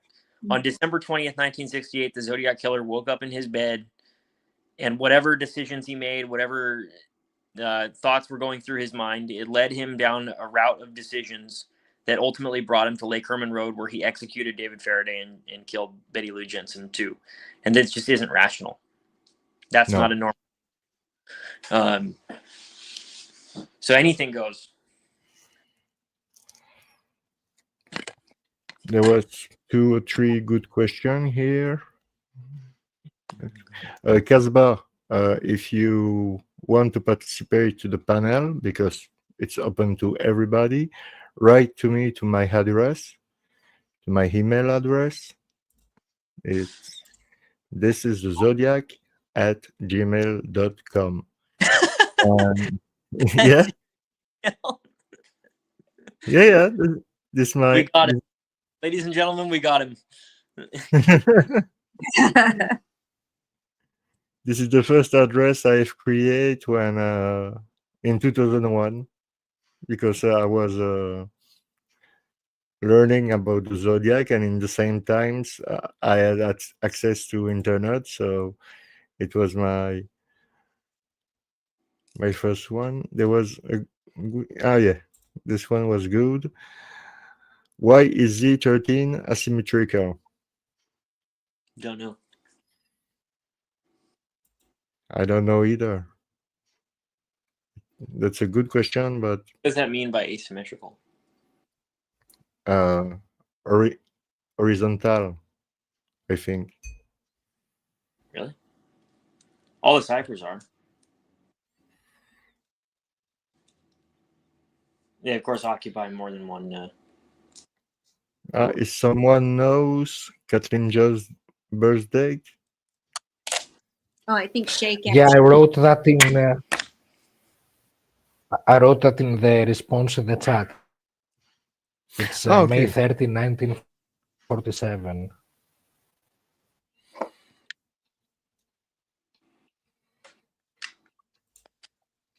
Also, Anthony is providing a document reference, Psycho Killer. Psycho Killer? That's what a great is song. A Psycho Killer is... Oh, it's not it's so easy heads, to... It's not so easy to explain what a Psycho Killer is. You need to have the time to explain what is it, but... Yeah, Cheryl, if you want to try to explain what a Psycho Killer is. I think he was just quoting the song, I think. Yeah. The talking head. Yeah, so Shake, in your opinion, Grace Smith was right, so with Robert Emmett, the VP, when he had started to decipher the last letter of the Z408. Well, in my opinion, I do not perceive it as a solution for the last 18. I have a different solution, by the way. it would be fun one day to discuss with you how well received it was back in the day. Like being backlash from everyone. Anyway, but my interest is how this came to be in the early days of October '69, because Graysmith has two pieces of information, Robert Emmett, the hippie, and Alfred Neumann, that he does not provide the source. He makes the claim that these are the solutions. He doesn't actually describe who or how or when. But the fact remains that there was a reference made in the public domain in October of '69 about the Robert Emmett angle, and it coincides with, it overlaps, I would say, with the Good Citizen card. So when I made the case about the statue of Robert Emmett being inaugurated by Mayor James Duval Felon, actually the same guy who lived at the Villa Montalvo, you have the reference of the statue at the Golden Gate Park, and then you have the other reference of the Dragon card, which is considered to be canonical killer's communication. Given Richard Grinnell makes a very funny point that whoever sent the Good Citizen card to Officer Lynch may have been aware of the concerned citizen communication that was not in the public domain. So if this is coming from the killers, and there's a very weird line in that card, thinking of the code letters, the pencil wrote. Now, this is quite the highbrow prose theatricality. I'm not saying that necessarily because someone wrote this kind of weird expression, he's suspicious of anything, he's suspect of anything, but it's a very interesting phrasing. And I think it falls in line with the highbrow narrative of he who sees himself as the divine executioner, and he maintains the right for a one-way monologue of assertive narrative, what Lacan had essentially said, the master discourse. So if there is truth in that liaison between the good citizen and the killer, the question remains, all those weird tips around those 2 days directed towards Officer Lynch, where do they come from? Because that might just include the first offense of Allen. At the time, he was working at the Elmer Cave Elementary School. It was not. It was after he got fired from Bob Richfield. By the way, Bob Richfield service station was involved in the Boy Scouts. He had actually held an event at his service station with the Boy Scouts. So it's a small world, and the question remains: how does the original involvement of Allen? This is pre-Cheney, actually. How does this come into play? And of course, I'm not trying to jump over the events around the summer of '71 and the statements made by Cheney, but I think there's quite more interesting angles and not very well researched into the '69 first involvement of Allen and into the activities of the lumber company that he was employed for in September of '74. And I would add also his diving instructor tenure at Roaring Park. And going back to Kathleen Jones, if there is so little information about her whereabouts, her family, how can we know if she had enemies? I mean, even if you look at it from a non-canonical perspective, to make a case for an enemy of Kathleen Jones, a first husband, because she had been married before, her kids were with her second husband. Her mother had married so maybe a scornful former husband. If you don't study the background of this family, how can you make the case for this or that, interpretation? So I think lack of information in that area is telling, and especially when you can place the family of Jones as neighbors of the Faraday and Swennen family in Alameda 1930s. I think this provides quite an interesting backdrop, especially if you want to investigate the predatory stalking element of a long-term psychotic predator. This is very interesting because the Faradays and the Swenans lived one across of each other, and there's a few minutes distance where you have the residence of the Jones family, her mother and her parents, and the other woman that is stated by Edward Edwards to be his marriage witness in 59 Washington State.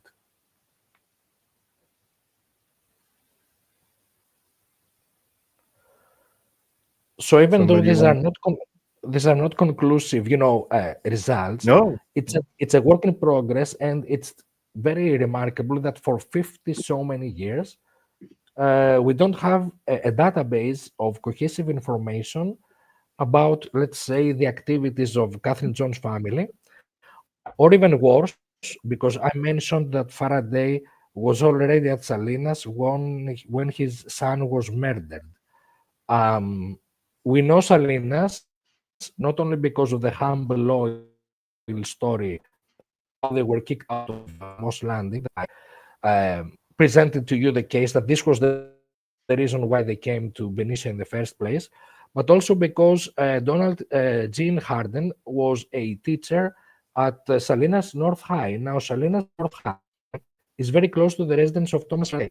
And so this is also an angle I would like to investigate. I mean, it just so happens, it's very interesting that of all the places in California that the couple that solved the first code letters, to use that terminology, the Z408, they were not just in the same area, they were in the same small town as one of the Lake Herman Road victims' parents. I think it's very interesting.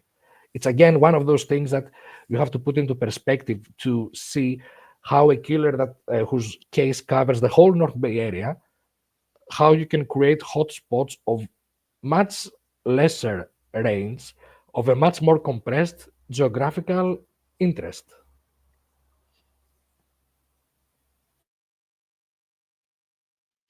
And I think that you are all right about the Zodiac. I think the idea of his game was to create the ultimate boogeyman. You see what I mean? The like you say, Jake. Somebody, this is not a case. This is not a temporal case because he want to create something we will go for decades, century. He wants that. I think he wants to create his own boogeyman, his own monster, his own Jack the Ripper, the American one. Uh, and this kind of behavior for me means that the guy or the guys, it depends, uh, have had a huge ego, but really something really telling about them, that to have this kind of ego means that you you are really disappointed by your life. You want to create something bigger than you, and sometimes people go to religion. But when you have somebody like this, somebody who is a psycho and want to see something bigger than him, bigger than life, yet to create, if he is not a believer or in a god, or I think he need to create something bigger than him, but in the same times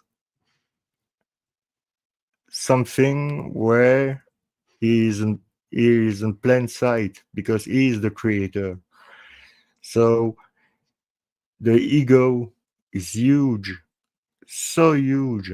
That's why I'm wondering if this kind of person could not be somebody who is in, I'm let's say, somebody who works with a lot of rich people who are somebody who is in a domain where you meet a lot of rich people. When the Zodiac, after the crime on Lake Manor Road,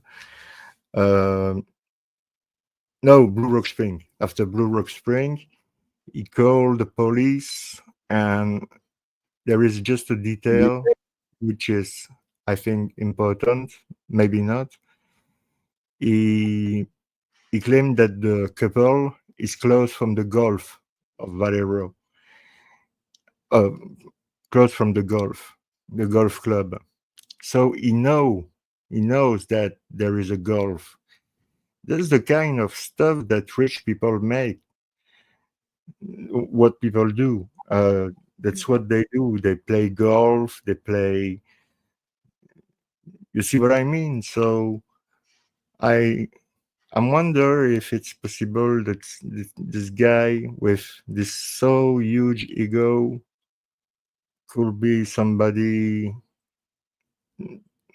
not hiding in a basement, but somebody that you can see in a plain sight, but you will never think I that. agree 1000%.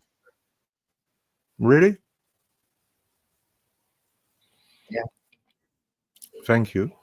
Well, a lot of the also too, like the research that Shake was doing, like that centered around the sailing club, right?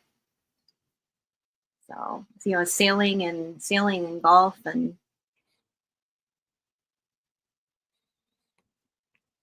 Vincent. It is exactly this point of someone being so sure of himself that I would argue, as you say, this is not the guy that hides in the basement. But even if you go beyond that statement, if I'm interested in this angle because I'm looking the angle of the predator who infiltrates somehow by posing not only through the access of business employment, let's say home construction contractor, but there has to be a social angle, I think, because in their leisure activities, people drop their guard. If you're in the same golf club with someone, if you're in the same bowling team with someone, you're beer buddies. So you're bowling together, so you're more relaxed to let go of your guard and give away useful information to a predator, to a very dangerous, skilled, seasoned, experienced predator. I first employed, as I have told you, this method for the canonical murders of Eduards. Not only he is registered into a golf club hours away from the double murder, but even worse, the pharmacist in the center of this town that was his strategic point for infiltrating into the lives of nearly everyone in Doylestown through home construction, because he says he was every time there for coffee. He used pharmacist to sell his books in double overpriced values. So essentially, that's a black market, and it shows the kind of narcissist that he was. But what I found out is that both of these victims and the pharmacist come from the same relative. So essentially, he used the pharmacy to kill two young people who were all the same family. Now, this is the absolute way of exploiting, of taunting, of mind fucking. I'm sorry for the word. And the same method repeats again for the other double murder in Wisconsin. So by using this kind of methodology, I was able to find this creep in the bowling clubs of San Rafael through contracts for the county of Solano. So now in Vallejo itself, in Davis, California, in Walnut Creek, and the San Rafael appearance is 1 week before Lake Berryessa. But this spreads out to all the canonical time frame and then some. Imagine if you're a predator, the best opportunity you have is when people are sailing, when people are bowling, when people are golfing, when people are blowing off steam from work. And it's an interesting case to make because the two places to be in Vallejo for golfing is Blue Rock Springs, and Lake Chabot when this is the same place where people had their Vallejo Sailing Club meetings and races.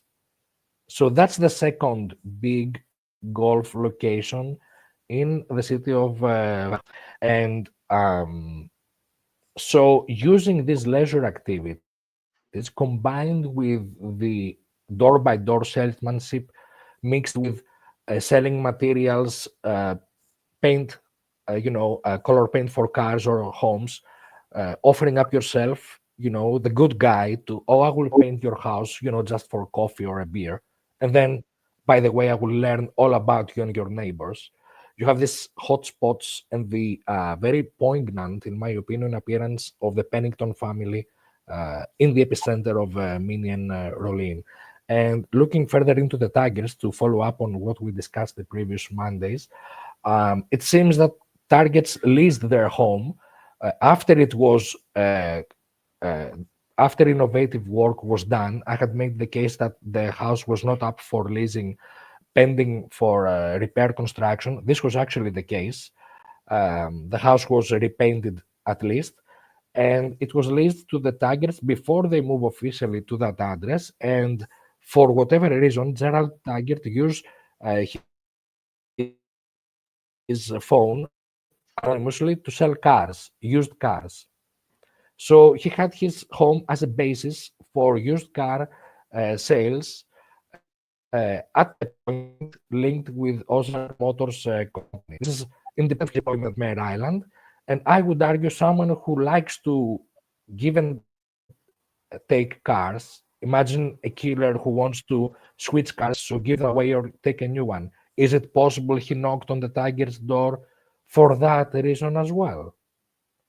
So you have all these different activities, leisure and semi-business, that a killer can present himself in the same way that he projected himself on the law enforcement officers at Presidio Heights.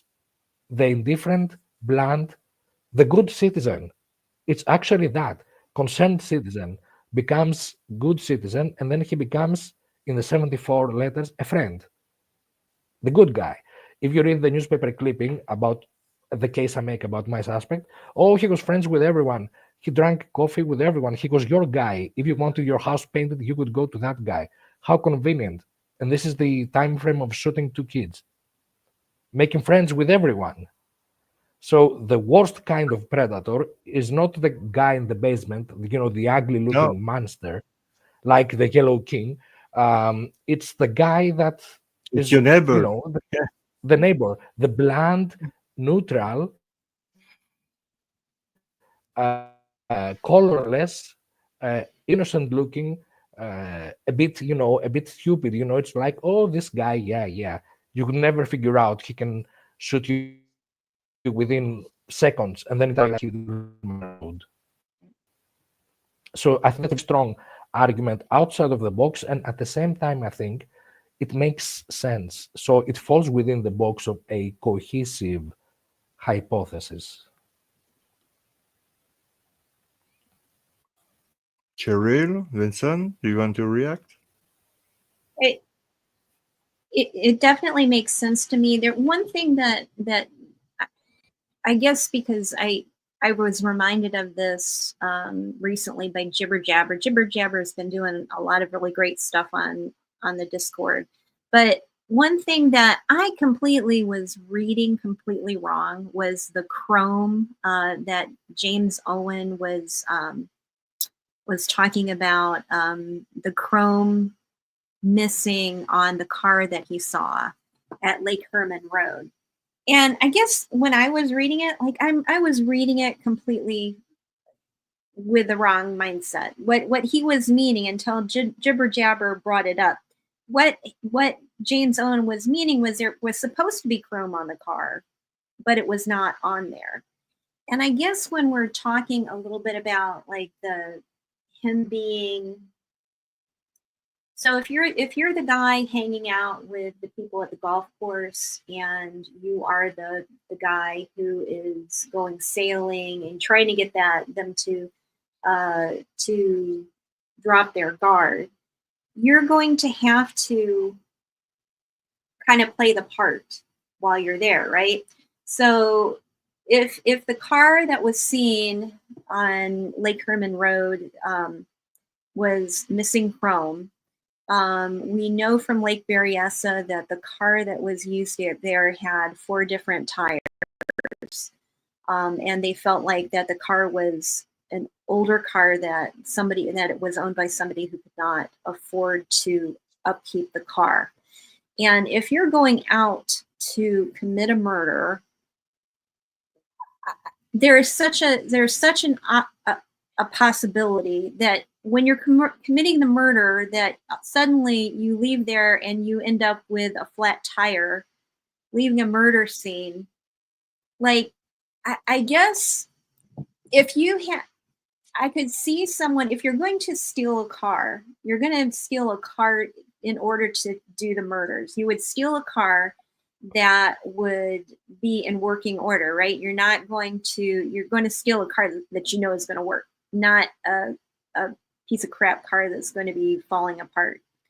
So I wouldn't think that this car would be stolen then, right? So if you're hanging out with the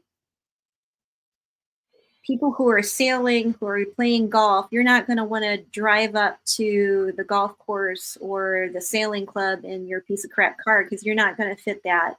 You're not going to fit that persona. So I guess in my mind, okay, you said that he had a used car dealership. I'm just trying to like think through this in my mind. So if you're not going to if you steal a car, you're going to steal one that you know is going to work, that has decent tires on it, that you're not going to have a flat tire driving away from it. A Volkswagen. A Volkswagen. Yeah. So, I mean, in my mind, like it kind of goes back to my whole priest hypothesis. So let's say if you're a priest and you're driving up there, you're probably somebody in that group is going to pay for you to play golf, right? There has to be a reason why you're driving that piece of crap car, and you're going to be accepted into that. There has to be a reason that you're going to be accepted into that social group. So if you are playing the part of a successful person, okay, no problem. But if you're playing the part of a priest, you would understand why that person is driving a car that's not that great, right? So I'm just trying to put in my mind a scenario where this is going to make sense, because I would not think that if I was going. Now, this is a reason why every time I talk to my mom about this, she says that is exactly why you're not a murderer. But in my mind, if I'm going to go out and commit a murder, I would want my car to be in working order. I don't know. That's just how my mind works. I would want to not have to worry about having a flat tire as I'm driving off and be caught because I had a flat tire. Yeah. And if I was going to steal a car, I would steal a car that was in better working order than a piece of crap. I'm not going to steal the piece of crap car. So I guess in my mind, he's definitely driving his own car, right? But why? Why would you do that? And I guess the only reason why would be like if you're driving away and you're a priest, you get caught. I mean, to me, like I'm trying to, in my mind, come up with a reason. Why the car? Why the missing chrome on it? The crappy tires? I don't know.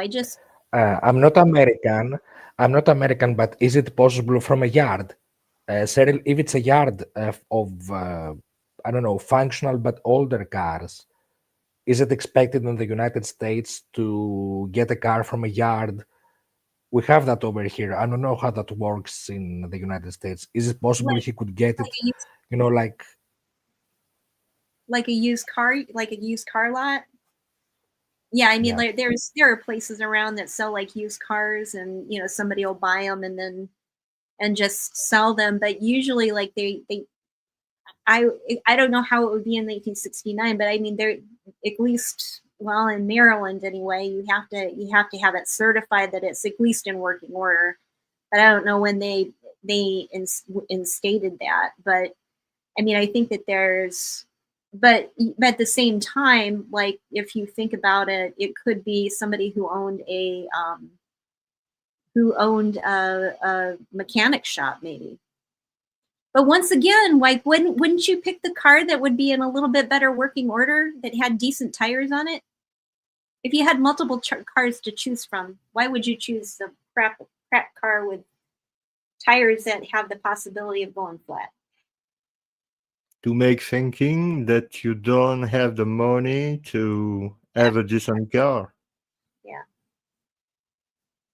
Oh, you don't have the money to have a decent car. Yeah. There is two possibilities. Yeah. He did have the budget to switch firearms every time he shot somebody. Yep. Right. So he's someone who can afford multiple murder weapons. He appears to have had a job that had him working during the week and why he wasn't offending during the week. But Ned mentioned that might have just been because he knows there's more victims out during the weekend. So maybe he didn't have a job. Yeah, I wonder about that mismatched tires thing too, because it is so weird. Someone in the chat said that could be a red herring. It's like, but what does that trick you into thinking? You know, I mean, that maybe he's poor or whatever, but yeah. One of the things I think is interesting with the idea of that this guy is high status, high society is whoever he was desperate for attention. He's killing people to get newspapers. I wonder if somebody who is already high status like that, would he need to do that to get attention? But that doesn't really qualify as a very solid argument either, because if he wanted attention specifically for murder, then he had to do it that way. Couldn't get that attention in his everyday life. Yeah, Berryessa's tire tracks, that's really weird. I don't have an explanation for that. No, me neither. No.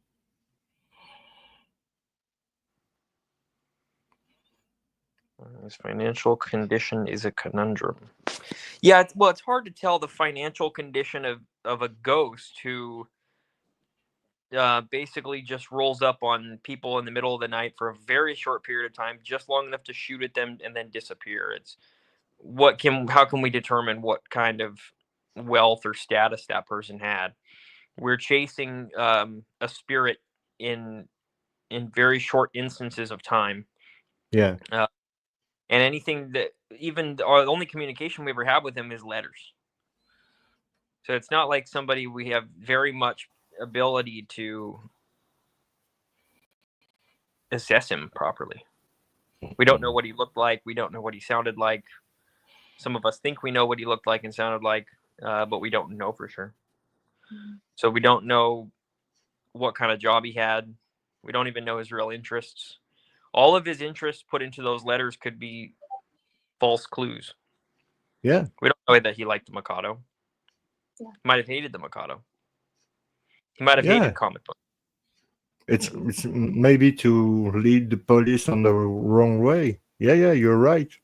Yeah, it's maybe to lead them towards an intellectual, while at the other side of the spectrum he was anything but.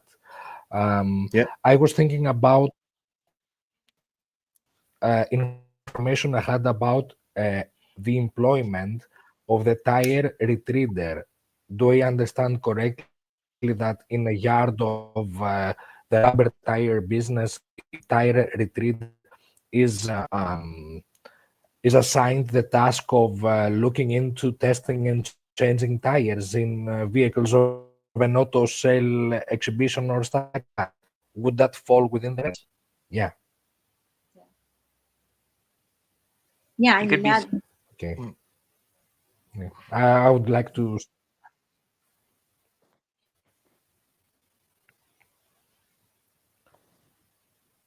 But that's true. Okay, so yes, True. it's just another piece of information that's connected to the tire business.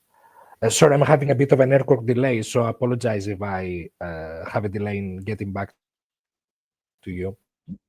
Do not worry. Yeah, I It's mean, fine. I think especially back in the 60s and the 70s, because I remember in the 70s, like, you know, you would a lot of times you would, if the tire was still in good working order, you would just have that tire retreaded rather than getting a set of new tires. You know, nowadays you would just get a new set of tires, but back in those days you would either patch it or you would have the tires retreaded if at all possible. So. Okay. I propose to make a little pause and made listening a song that I have the right, YouTube. I have the right because this is my song. So I would like to share with you a song that I don't have to share with you yet. So let's say this one. Here we go.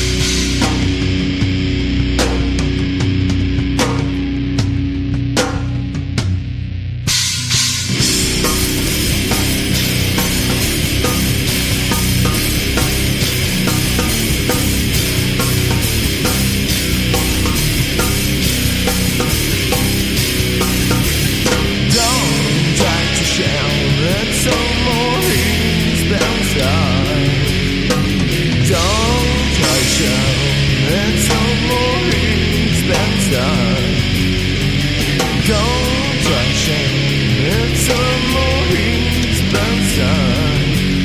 And don't try to shout, that's all. Taste is a king, all out into the groove. That's what you're sorry, well, I'm a right to kill the highs, or in a heart with the cold. When you're winning the trip, this is a king of all when I lie.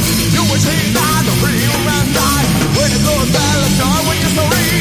When you kill guys who is the real green.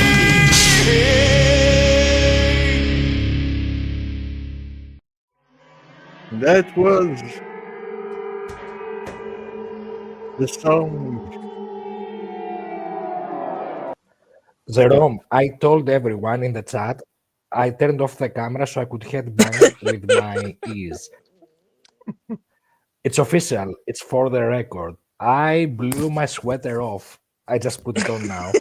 But yeah, for all you know, I could wear nothing else. So that's how excited I got from the song. Man, congratulations. Is that you on the vocals? You told me it's you on the vocals. Yeah, it was Yeah, me. it's fantastic, Yeah. man. I don't know if you saw my comment. I think the guitars remind me a lot of Swedish death metal Entombed. I don't know if you like this band, but this Yeah. combination of Entombed, Godflesh, and Mike Patton is pure bliss in my ears. And thank you for that. Yeah, that you Thank have made this connection with Mike Patton. Thank you very much, because it's my idol. So I was right on the money. Okay, that's great. I think, dear Jerome, this was the best way for me to take a breath and to take my leave of absence with you guys. It's been a very long day of 12 hours of online exams. I think at some point my head would, explode and little birds would come out, like Hitchcock nightmare. I'm glad I made it thus far. I enjoyed the discussion with you guys. I enjoyed the question of the audience. It was a great experience. I'm looking forward for next Monday to discuss even further. I pledge I will be finished with my exams, so I will be able to make for you the PowerPoints to have something solid to discuss. It was a very good discussion about different people's aspects, cases, as part of this whole cosmos of the murders that we are discussing. It's like I said the other day, even the Irish angle. I mean, there were people discussing maybe Richard Gajkowski was out of the country for Ireland, and I was like, guys, the Irish angle is maybe the strongest point one could make for Richard Gajkowski if the Irish element is part of the persona of the Killer. So, anything that we discuss is like a two-sided coin. It has an argument pro and an argument against. But at the end of the day, it's about having a good discussion. Thank you, Cheryl, very much. Our esteemed lady. Thank you, Vincent, for your great contribution. Thank you, dear Jerome, our host, for having me. It's a privilege, an honor, a pleasure. Comme toujours, je vous en prie. Thank you to the audience. Take care. Enjoy the rest of the show. I'll be back next Monday with you guys. Take care. Goodbye, Shake. Bye-bye. Bye-bye, Shake. Take care, my friend.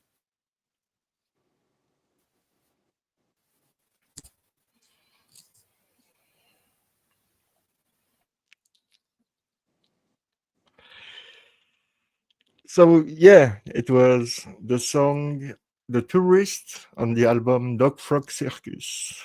It will be released for free on YouTube soon, completely. There is 14 songs, so you will have that for free if you like this kind of music. It was made in 2005, so a long time ago, but it's still on copyright because it's my music. And yeah, but I say that for YouTube because they are funny with that today. Yeah, they shut you down for stuff that's yours. I don't want to receive a strike for share my own music. It should be crazy, but Vincent's actually an amazing musician as well. Thanks, Cheryl. Thank you very much. Yeah, I like that. I couldn't hear anything on StreamYard. I don't know why. the audio wasn't going to StreamYard, but it's exciting to see that Jerome's putting out records like this. I know the feeling of dropping an album on something and just seeing it like full album master tape and just being able to look at that is cool. Of course, we could see his band room back there and his condenser microphones. Oh yeah, a lot of things. Yeah, there is. You get Ned Dehan in there. Yeah, and this is just a few because there is a lot of instrument of microphone, of amplifier, drums, guitar of all of kinds. Yeah, that's my passion. So to come back to the discussion about the Zodiac, do you want to go in one other place to dive in, or do you? Yeah. Yeah, actually, if you don't mind, there is one thing that I noticed when Great. I don't know how we're gonna do this. Hold on. Don't worry, take your time. Fire Pixie, by the way, don't worry, I have received your mail. I've been not well for almost 2 weeks. But don't worry, I'm going to answer to your email soon, and we will try to fix this, okay? So I don't know how I'm going to pull this up. So Like you feel it.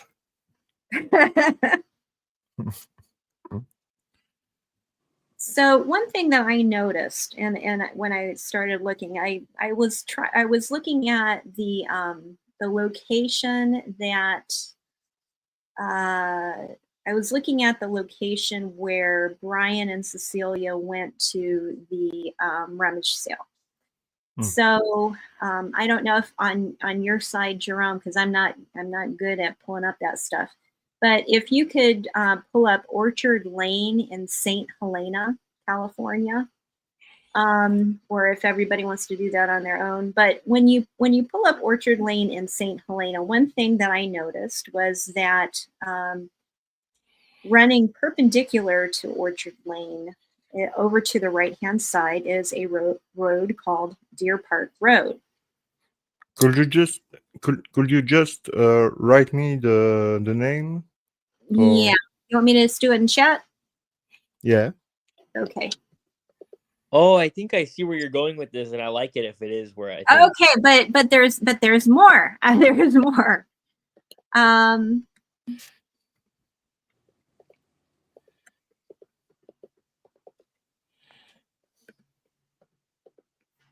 Okay.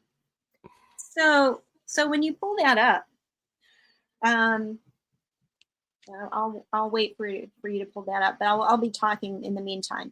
But if you pull up Orchard Lane in St. Helena, running perpendicular to there is a road called Deer Park Road. So when I looked at that, I said, well, that sure sounds familiar. So when you think back to Lake Berryessa and when Brian was talking about the perpetrator talking about that he was an escapee from Deer Lodge, Montana, thinking, and so there is an assumption, and there's always been something about when in the interview in the 2007 documentary, as far as it feeling like he's holding something back because he's always very, he passes over the whole rummage sale thing. And so when you look at that, okay, Deer Park Road, when I started looking up, there is in 2007 or in 1970 there is a area to the right of Deer Park Road that is called Sanatorium, California. Sanatorium, California, previous to 1970. In 1970, that area that was called Sanatorium, California, changed its name to Deer Park, California. So this was in the newspapers in 1969, that in 1970, the area that was called Sanatorium, California, was going to change its name to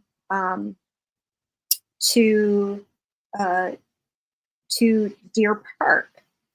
So the reason that it was called Sanatorium is that was an area that is now St. Helena Hospital. But there was a sanatorium that was started there in the 19th century by the Seventh-day Adventists. And this area took the name of Sanatorium. Is it here? Yes, right in that area. So, and that is directly east of St. Helena. So my theory is that there is evidence that Zodiac had been visiting that area at least back into 1954 and 55, where I'll read you a couple of letters that were written to the St. Helena Star in 54 and 55 that Gina from the Discord brought to my attention. So there is information that if you have Brian saying that he claimed he was an escapee, may it not have been from Deer Lodge, but he was an escapee from Deer Park. He would have read that in the newspaper, knowing that that area of California was changing its name from Sanatorium to Deer Park, assuming that name had already taken place because it was hitting the newspapers in 1969, but it officially did not change until early in 1970. So that means that he was close enough and he was in that area and he was reading the newspapers to know that that name changed, but not know the area well enough to know that the sanatorium that was there was not just like a mental health sanitarium, but it was also just like a hospital and a wellness center. It was actually Kellogg, who was a Seventh-day Adventist in Michigan, had actually been had come there to help set that up. And so it was not just mental health; it was also just a hospital and centered around wellness. Is it this place? Yeah, the Seventh-day Adventist St. Adventist Hospital. Yeah, so that would indicate that he knew about it, but he wasn't really close enough to the area to really understand the full extent of what that hospital did. So there was another thing that came up that was in 1964. There was a break-in at the car wash where in Napa that the phone call was placed out after the Lake Berryessa attack. So this was before the attacks. This was in 1964, where there was a break-in right around Christmas time. And so the perpetrator went in, drilled 3 holes into the safe at the car wash. When the police arrived there, the article explains that there was still cigarette smoke in the air. They found the 3 holes drilled into the safe, and $5 in tips that were collected for the people who helped out at the car wash was taken, and a Christmas card was left for the owner, Earl, saying, "Merry Christmas, Earl." Well, unfortunately, Earl, the previous owner of the car wash, had passed away a few months previous to that. So what does that tell us? You know, obviously He didn't know. he didn't know. So he was close enough to have had interactions previously earlier with Earl to know that Earl owned the car wash, but wasn't around the past few months and didn't know Earl that well that he knew that he had passed away. And in all of the connections that we have to Lake Berryessa when it comes to Zodiac, it's a very cyclical type of communication. So really, this is kind of indicating that he's going up there and he's spending time during the summer times when it's a little bit warmer, as a leisure activity, whether it's fishing or going to a cabin or something, as early as 1954 and 55. Because Gina brought the letters that that were written by Friar Puck. Let's see, let me pull it up.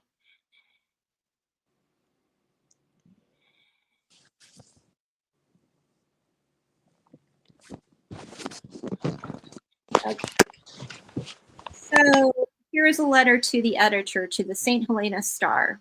Dear Sirs, in Gilbert and Sullivan's Mikado, the Mikado himself sings descriptively of his penal system. He says his object, all sublime, he shall achieve in time to let the punishment fit the crime and make each prisoner pent unwillingly represent a source of innocent merriment. One of his choicest penalties is to take billiard sharks and require them to play with twisted cues and elliptical billiard balls. Does the Mikado suppose for 1 minute that he is original in how he treats people? Life has been giving lots of people frustrating circumstances that make the Mikado's system humane indeed. As George Goebel says, I am human.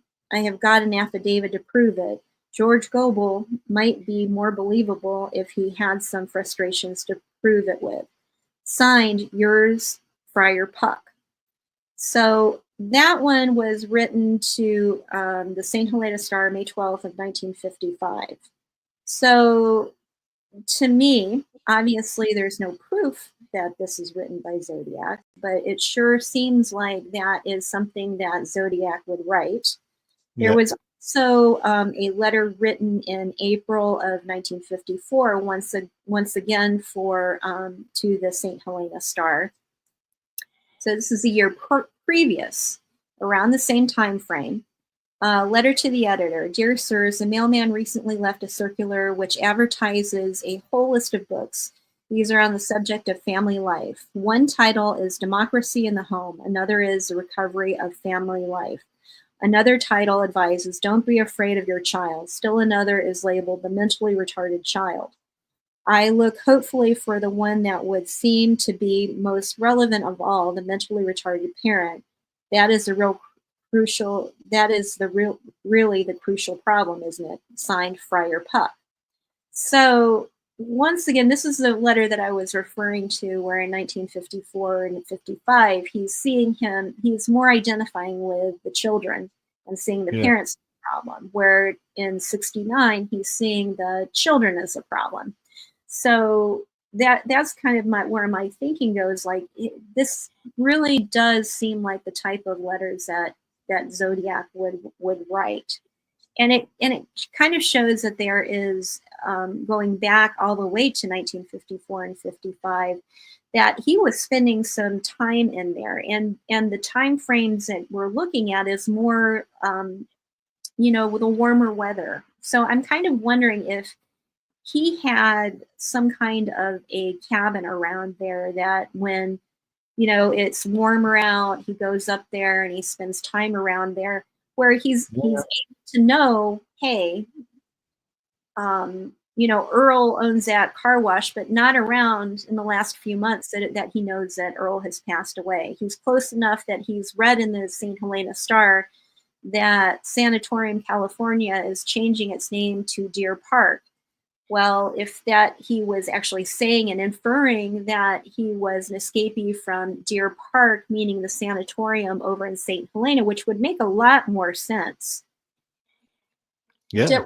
is that something that maybe that they were asking asking Brian to hold back and make it seem like, because that I would think would be something very crucial, that it would indicate that he knew enough about the area, but he wasn't from that area. And also they probably would not want to induce panic, making people think that this was somebody from on the loose that was more from the area. Whether, you know, really a lot of that, then the focus kind of turned after that, after Lake Berryessa, with the calls over to the Dunbar show more towards the Napa State Hospital. So was that really part of his turning the narrative more that it was an escapee, knowing that he screwed up, you know, saying that, inferring that it was it makes sense. Yeah. So anyway, that is one of the things that I thought was kind of an interesting inference on all of those. So thank you to Gina on the Discord who brought those letters from the St. Helena Star to my attention, and I believe it was Craigle who brought to my attention about the letter to Earl, because that really was an important thing. But one of the things that I thought was really important was going back to his references to the media that he uses. One, you have the Mikado, but also interesting in here is his reference to Friar Tuck, which would be from Robin Hood. And I would think that from that, I went back and I kind of looked at what references would he have been looking at. He probably would have been referencing the movie from 1939, which had Errol Flynn in it. Because some of the other ones that were referenced, there were also a couple of things that I thought were interesting. Is that there were follow-up movies to that one that was that referenced the son of Robin Hood. And then also is a reference to Tuck, or Puck from Midsummer Night's Dream, from Shakespeare. Because there are a lot of references that in the spellings that he used that were very much an Old English spelling of words like paradise, you know, the using C instead of S, the AUGHT ending, and several of the words that were used successively in some of his letters. And also the parallel between the Mikado and Midsummer Night's Dream, because you have Hermia in Midsummer Night's Dream, where she falls in love with Lysander, and her father wants her to marry somebody else. And so her options in that at the beginning of there are either marry who your father wants you to marry, or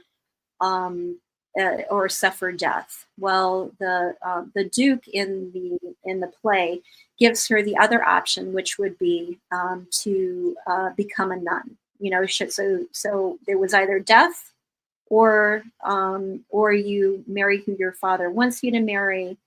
And then I found a really kind of an interesting analysis online from someone who really saw that as Hermia, as long as you are following your parents' wishes, you really are in a paradise. You know, you're going along and your life is smooth and you're in a paradise. So suddenly you have to make that choice between that stage in life where we know that Zodiac has an issue with, was going from into individuation, and, you know, making decisions on your own, and making decisions that are right for you rather than following the choices that your parents are making for you. So there very much is a parallel to a lot of the same themes that we have been seeing in all of that, as well as the reference back to the letter in the woods dies April. You know, that letter that with the cut-ups in it. because Hermia and Lysander and everybody go into the woods, and that's where Puck, essentially has them all in a dream, and is really kind of making different people fall in love with different people. So a lot of those same themes are continued throughout all of that, as well as the whole theme of individuation and following who you are. And it kind of really kind of goes back to the whole idea of him being a mischievous, a very mischievous person, and really kind of playing games with people and playing games with people's lives.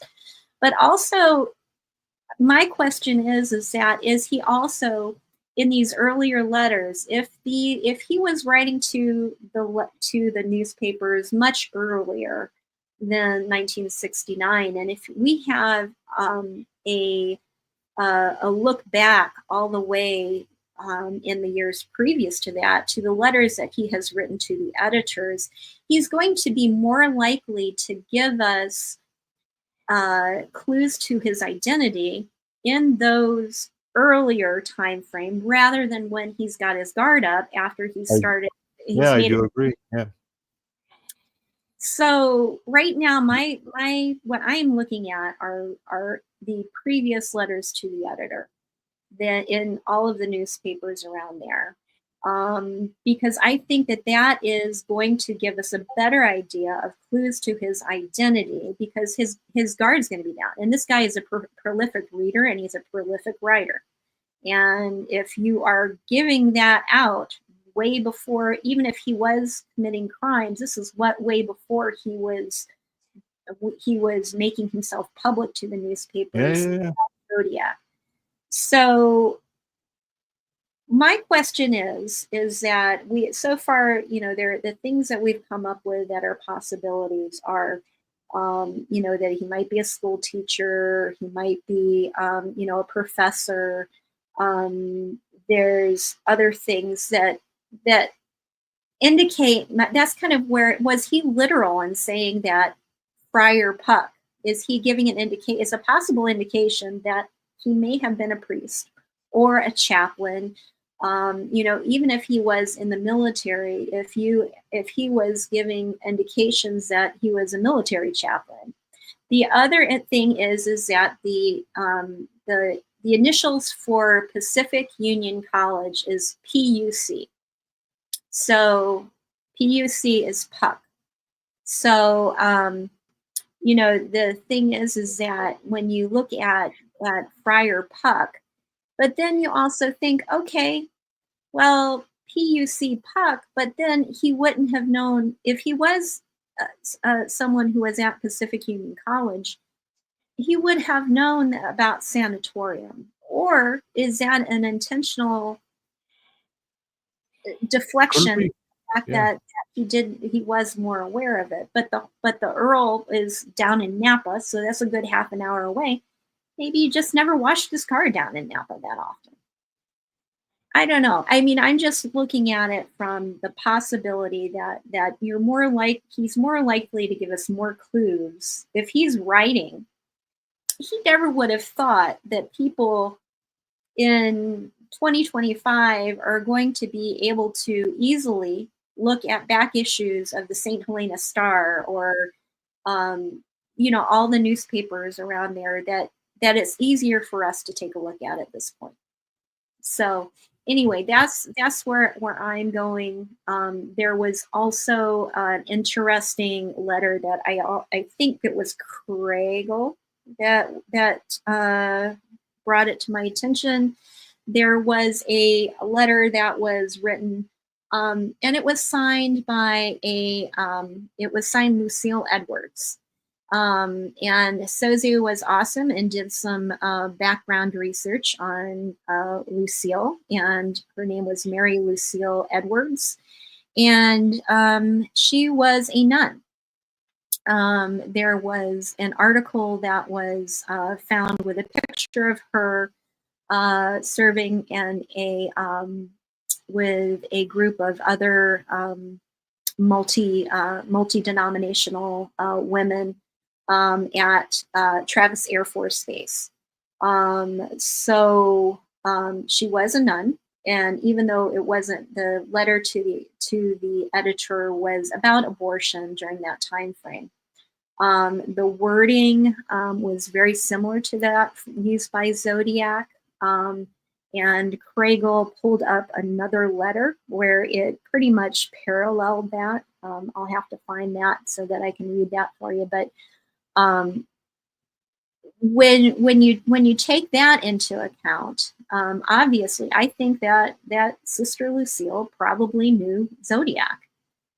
She's passed away, but if he was using her name publicly in a newspaper, it was about abortion. One, she could have asked him for help in writing that to the newspaper, or it is possible that if it was part of something for the church because it was speaking against abortion, that her name was used to give it more weight where she was a woman.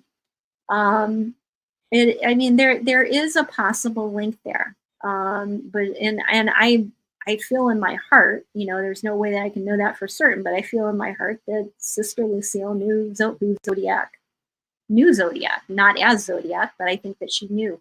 And the interesting thing about Lucille's name is that it's spelled Lucylle, when the normal spelling of Lucille would be Lucille. And we all know that Zodiac really loves those unusual spelling names. So anyway, those are some of the things that I've been working on, and really kind of looking at, the Catholic Church really was really involved in education. And to me, that would make sense that a priest would be driving a car that parishioners have donated to the church. I mean, there's a lot of things in there that that really would make sense to me, putting it together. The Friar Puck. And also, when you look at all of Zodiac's references, and it would explain Christ Mass, it would explain the Exorcist letter. There are a lot of things like that make sense. And then Eduard sent an amazing article from about a priest that was from the San Diego area that had stopped being a priest and had actually committed suicide a few months after the writing of the Titwillow, and the Watery Grave letter. So this priest put his swimsuit on, or he was an ex-priest, and actually walked out into the ocean and committed suicide. So that also which is the ultimate crime for a priest to do that. Right, exactly. So, and he was an ex-priest because he had left there, and also there was the juxtaposition, because the article actually talked about how much he was turned by affluence, and that he was really seen as like one of the best priests out there, but he really was his head was turned by affluence. So the question is, what did he really commit suicide, or is it possible that Zodiac knew this and it may have been a victim, and that he may not have committed suicide? I mean, he may have been a victim, because that completely, goes right into the whole, Titwillow and the billowy grave, and there is just a lot of things that when you look at this, it kind of makes you think. One, based on the letter, I'm almost certain that somehow he either knew Sister Lucille, or was Sister Lucille knew him, not as Zodiac, but in another way. But also then it's kind of like, okay, this priest? Because the one thing that when they showed a picture of this priest's old church that he belonged to, was that on the top was a zodiac symbol. You know, it was a Celtic cross, but it was more not like a fancy Celtic cross. It was more straightforward, kind of a modern 1960s type updated version of a Celtic cross, which was very simple, which looked exactly like a zodiac symbol. So thank you, Eduard, for finding that, because that, I really do think that if we look a little bit further into the letters to the editor, to the newspapers previously, that there might be some things that we have been overlooking that really could give a better idea of who he is. His guard would be down when he's writing notes. I think that's really interesting, and that's a really good other way to view who the Zodiac was, because like Jake is doing with his theory, you also want to go back in time early than the canonical murder and go straight back to try to learn more about this person by his writing. But about those two letters, did we know? Do you know if they are made by hand or by?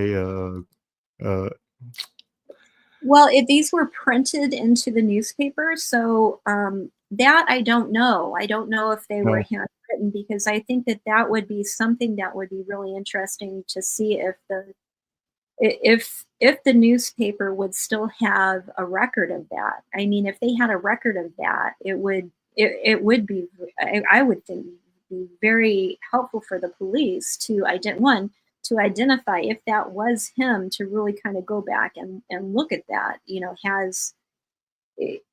You know, you would be once again, because that is earlier. He's not expecting, just like Vincent was doing, that example with the writer's palm print. Well, he's going to have his fingerprints all over that. I mean, after all these years, your question is it still going to be usable? But you're still going to have a good fingerprint off of that letter, because he's not going to know to hide it at that point. No, he's not afraid to be caught, because he never done anything wrong for him. So yeah, it makes sense. And I remember that when I see the place where Terry Joe Bates was killed, I remember to see in the TV show that the guy was presented and explaining what was the situation. I remember in just one image, I see this Celtic cross just on the top of the church, and I was, wow, this is. I mean, and the thing is that she had been to mass that day, before she was killed, Sherry Jo Bates. So, and Chris also on here says that I would like to express my consternation was used in both letters. Yeah, I'm going to have to try to find that, because I wasn't prepared to pull that up. But yeah, I would like to express my consternation was used in both of those letters, both the letter that Zodiac had written, as well as the Sister Lucille letter. So the verbiage on all of that is very, very similar. The Zodiac letter says, I'd like to express my consternation, is the Badlands card, if you need the reference. So when you read the Badlands card and you put the Sister Lucille letter to it, he's using almost the same exact wording. So can you read that letter again with the crooked cues and twisted, or crooked shoes and twisted cues, because it was lagging when you read that, and when that line stood out to me really distinctly. Yeah. Hold on. That is a seriously weird coincidence. Yeah. For the exact same line from Little List. Right. Sirs, in Gilbert and Sullivan's Mikado, the Mikado himself sings descriptively of his penal system.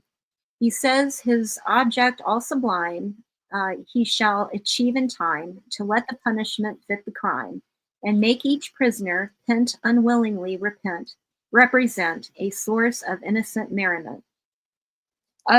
One of his choicest penalties is to take billiard sharks and require them to play with twisted cues and elliptical billiard balls.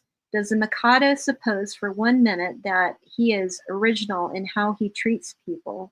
People's life has been giving lots of people frustrating circumstances that make the Mikado system humane indeed. As George Goebel says, I'm human, I've got affidavits to prove it. George Goebel might be more believable if he had some frustrations to prove it with. Yours, Friar Puck. That reads just like the Zodiac. Yeah. That sounds just like the Zodiac. To prove this, I shall. There's a lot there.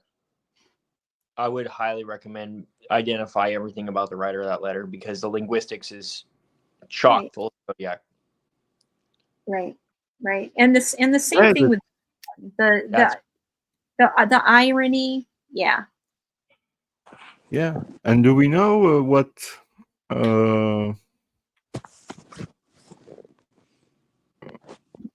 which paper had released this letter?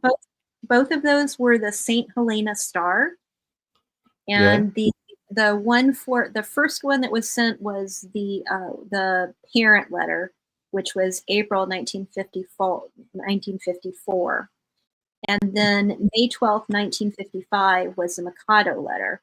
And so once again, like, the interesting thing is like the dates. It's kind of almost giving us we almost know when he's there. An agenda. A kind of an agenda. Yeah, I mean, so we kind of know. That's why I kind of wonder, like, did this guy as early as 1954, 1955 have like some kind of a fishing cabin or somewhere around there that he's staying? If not, that is, is it and we know that pretty much like his kills when he was with Zodiac, it's Friday evening, Saturday. So, is this something that he did those kills on his way to his fishing cabin up towards Lake Berryessa? And then on Saturday was maybe in September, maybe he's closing up his cabin for the season. And okay, close up the cabin, do a kill, you're not going to be there for the next few months. But either way, I mean, we know that this guy was hanging around St. Helena and probably Lake Berryessa as far back as 54 and 55. It's impressive. Really impressive. Yeah. It's a good find. It's very zodiacal. So anyway, shall often legalese lingo. Everybody's been doing a really awesome job on Zodiac Theory Discord these couple weeks. They've been really cooperating with everybody, and I mean, all of this has been a huge group effort in finding all of these, because this, I think the thing that's going to make a difference is everybody working together, because how many of these things like are out there, but when everybody kind of says, oh yeah, that's right, and everybody remembers something in the back of their mind that they've come across in their research, but if we're all kind of in our own little world and only working our one angle, there's so many things out there that might fit into somebody else's theory on how this is taking place. I mean, the whole idea that we all want to get to this. So I don't care what the answer is. I just want to find the answer. So I do agree with you. And like you say, it's a group effort, and people on Discord where we are are completely amazing. I'm talking about Sozi, I'm talking about Solid Snake, I'm talking about everybody, Krieger, you, Jake, Goria Train. I miss a lot of people, Meg. Yeah, sorry for the other, but that's true that I don't have everybody in mind, but yeah, this group on Discord is really, really incredible because everybody is okay to working together, and we have the result here in the panel discussion. And like always, when Suzy or Solid Snake or anyone want to come to talk about what you are talking about and what we are talking about on the Discord server, they are all welcome, really welcome. And there is no reason to be afraid. Here, it's a safe place. Yeah, and I know that been trying to get some more people in here. John's actually, I don't know if he's going to be able to present because of some issues with his suspect, but that was very interesting. I can't imagine, the work that he's done. It always is amazing to me, like to find out, new people that have been kind of working, and there's obviously situations where you can't bring it out, your suspect because of different, moral reasons or legal reasons, but it really is kind of interesting to know there were some real problem people hanging out in Northern California during that time frame, because the more you find out, it's like, oh yeah, that's totally could be Zodiac, and you think, well, it can only be one, but there were some really messed up people in Northern California during that time frame. Really, all the serial killers come out of that area. So weird. Yeah, and the same times you have Manson, the Manson family. You have Robert Kennedy who has been killed. You have the first step on the moon. It was those year was really trying. Maybe the people was trying to changing the world, and sometimes in a good way, sometimes in a bad way. But I think it was a strange period in the USA at the time. I don't know. I was not there, but for the people, it must be. We I might don't know. need to Northern California. Go ahead. We might need to nuke Northern California. I don't know. After all those fires down where you are, I don't know how much of California would be left then. Yeah, that's true. That's really a disaster. What I've seen on the TV, it's really a disaster. And like, you are both American. Can I ask you your thoughts about Trump, president? I'd prefer not to talk about politics. Yeah. Oh no politics. Just your own feeling about the guy. This is our second go around, and I'm having problems caused by issues that in work right now because of things that he's having. So I'd prefer it's probably just for the best that I abstain from. I understand. And you, Vincent? I think the purpose that politics serves is to keep you mad at somebody who lives 3,000 miles away so that you don't go to your neighbor's house and burn it down. Yep. So if everybody's mad at Pelosi, everybody's mad at Trump, everybody's mad at this person or that person from the television, then at least they're safer than when they're mad at their neighbors. And I think a lot of it's entertainment staged. Yeah, exactly. Me, from my point of view, because I'm living in Europe, so for me it doesn't change it doesn't change anything if it's Trump or somebody else. But what he's doing for now with Israel and his crazy idea to create a kind of new Rivera on Gaza and expels 2.8 million of people elsewhere, like in Egypt. There is a name. There is a name for that. A crime against humanity.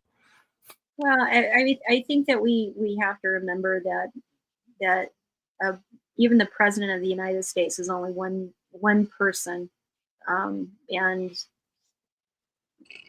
Oh yeah. our government is made up of hundreds and thousands of people, and millions. I know. So what somebody says and what somebody is capable of doing are two different things.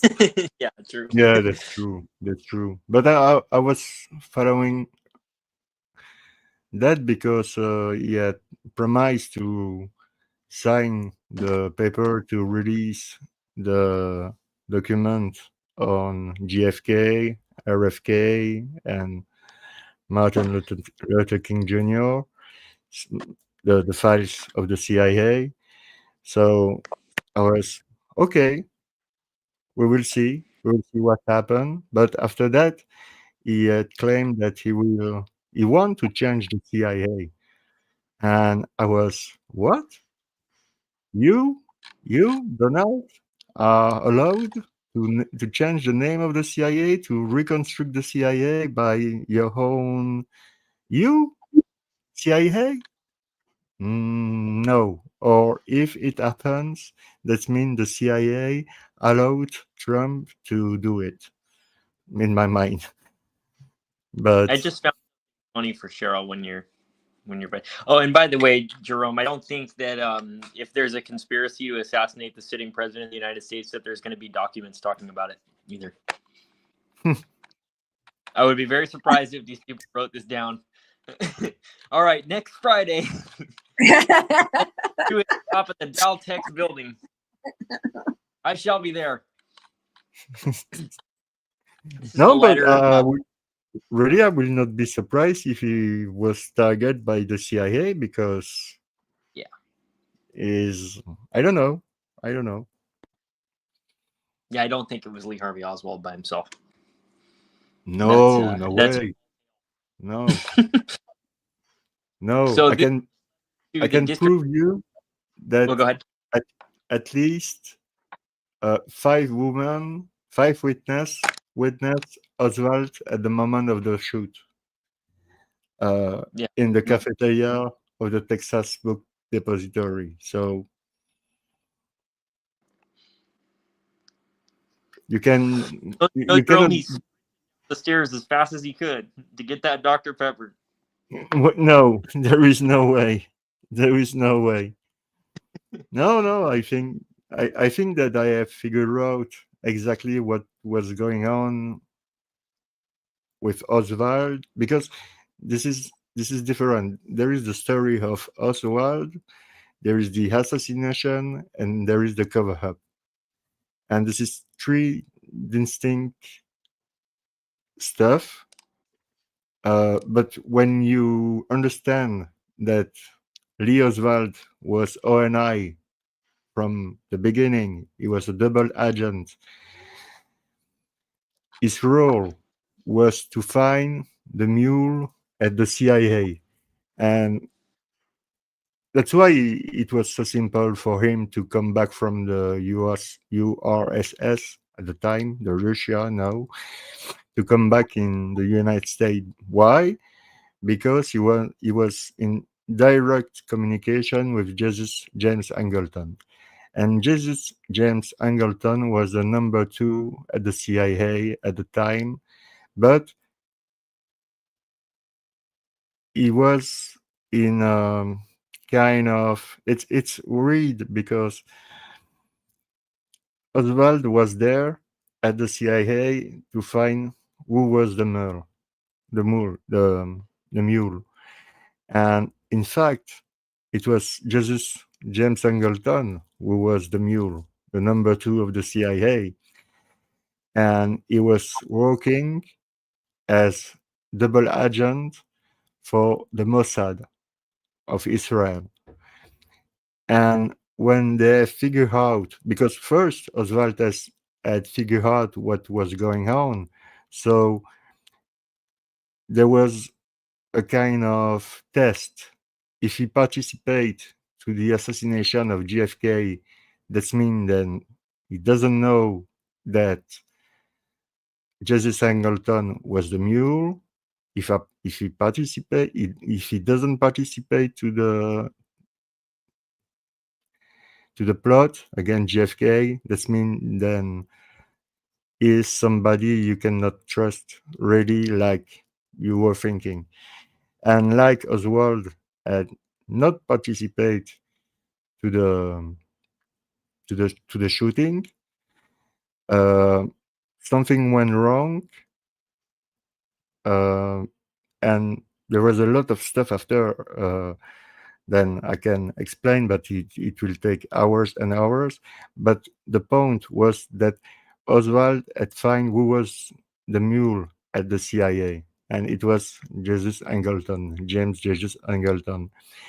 And the test for the assassination of JFK and Lee Oswald was to see if he will do what Angleton says. So the problem with the government at the time, with the FBI, the CIA, with the police, with the Secret Service, everybody, that's they have learned about Jesus James Angleton being a double agent for the Mossad.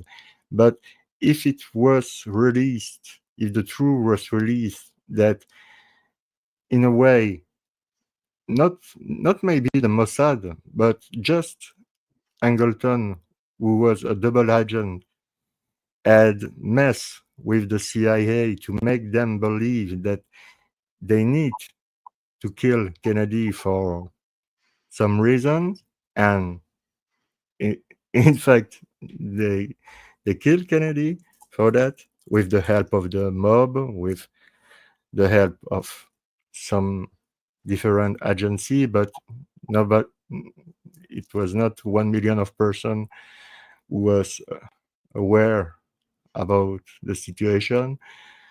And that's why Lee Oswald was killed. That's why Tippit was killed, because Tippit has failed to kill Oswald in the Texas Book Theater, and he didn't know where he was. And Oswald was at the Texas Theater for just one reason: to escape, to meet the guy he had to need to meet of the ONI, but the guy was not there because I don't know why. I don't know why. This is something that I don't know.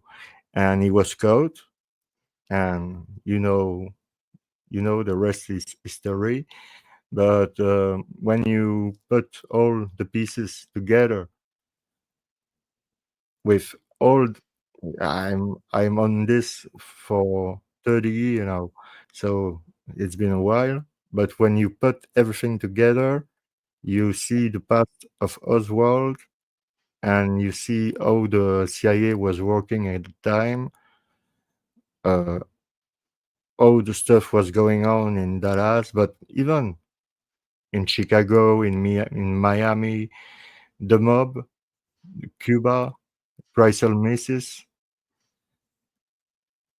the missile crisis, a lot of different stuff.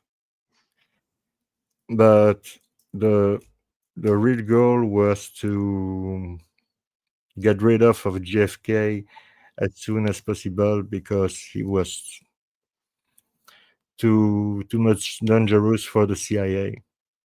That's why.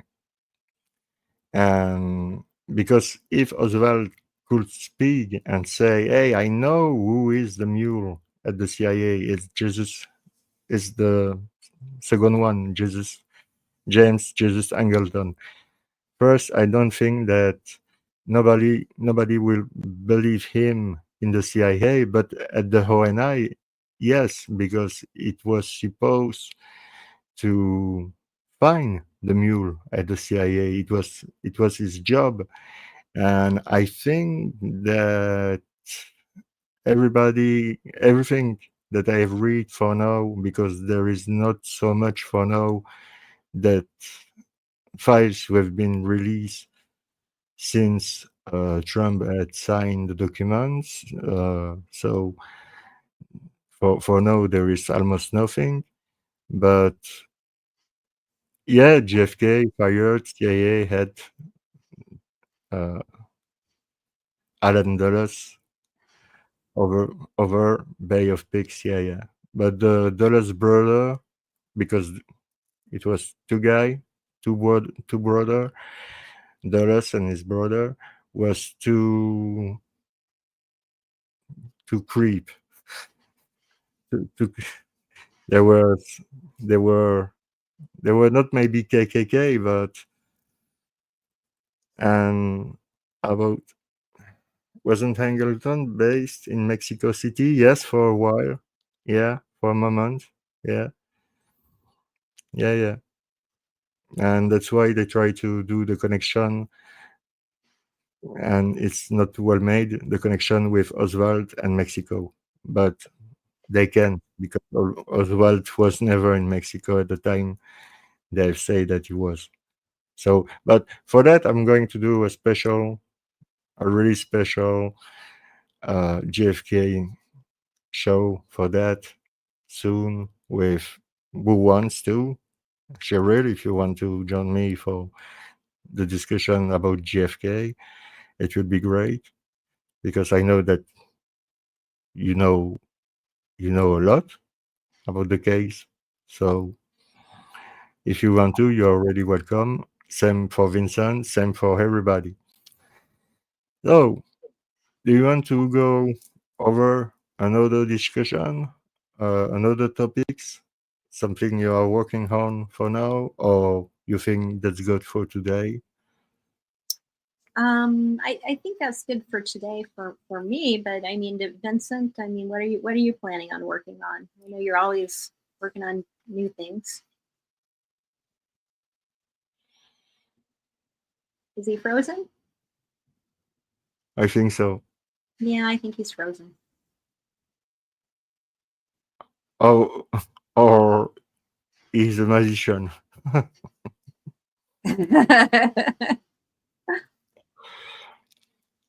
Okay, I propose to listening another song, and after that we stop the show. If you're okay. Okay, I'm good with that. Yeah, looks like we lost Vincent. I think he was frozen. Yeah. Oh, you know what? You know what ends up happening is that when Vincent gets a call in on his phone, I think it freezes like that sometimes when he does his channel. So I think that's probably what happened. Yeah, there is no problem. We will be there on next Monday, and on this Friday, I think I have a show with Sharon and Dark Side of the Moon. I think that's Dark Side. Are you there? Yeah, you are there. Dark Side, is it this Friday, the show we have together here, or next Friday? Next weekend. Okay, next weekend. So next weekend I will have Dark Side of the Moon and Sharon Young to talk about the case of Stephen Avery. And good night, Ross. Thank you to have taken the time to being here with us tonight. Thank you very much. We are going to talk about the story of Teresa Halbach, Stephen Avery, and Brendan Dassey, and why Dark Side of the Moon. change her mind about the case, and it will be her opinion, but all the opinion are good to take, and I gave the mic to everybody who want to talk about the subject if they are polite and they stay cool. And yeah, so next Monday I hope you will be there, Cheryl. I hope to see you next week, Cheryl. Oh yes, you'll see me next week. Yeah, I'm sorry. I thought you said Sharon. I thought you were talking to Sharon. And, Yeah, that's my accent. That's my accent. That's my accent. But you know, I take this accent because, let's say, just for fun, I'm going to say, hello, Cheryl, how are you doing? Without accent in French, it is, how are you doing, Cheryl? How are you doing? But you know what? I prefer people from outside of the United States to say my name, because if you're outside of the United States, everybody always says my name correctly. You know what it sounds like in the United States, because they say it very, very quickly, and in America, they hold the R. So it suddenly from Cheryl it becomes Cheryl. They hold the R, so it sounds awful. So I'll take your accent all day, every day over what I hear here. Thank you very much. If you want to contact me for anything, anyway, FirePixie, you know what I'm talking about. This is the Zodiac@gmail.com.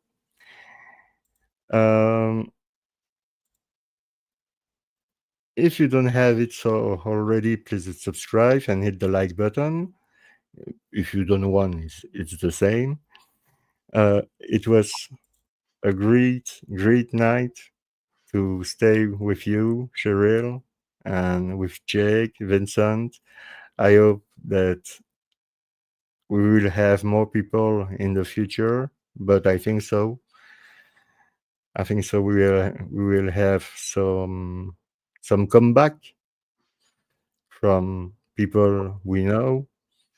Yeah, there were a few people that showed up over at the Discord just to check what's going on. So hopefully people will be coming back. I know that the last couple months have been kind of tough for a lot of people. So so hopefully we'll get everybody back. So. Oh yeah, I do agree. Yeah, it's been hard for a lot of people, and a lot of changes in jobs and school and things like that. So yeah, I know. Okay, we are going to listening one last song for tonight, and don't cheating with me, YouTube. That's my music. That's my music. Okay, this song names "Do You Want to Love Me?" And Cheryl, thank you very much for your time, for your expertise, and for your smile. Thank you, Jerome. And thank in the chat and Shake and thank you. Thank you, everybody in the chat. Take care of yourself. Take care of your loved one, of your family, and we will see you on next Monday. God bless you, guy. Even if I don't believe in God, God bless you. Peace.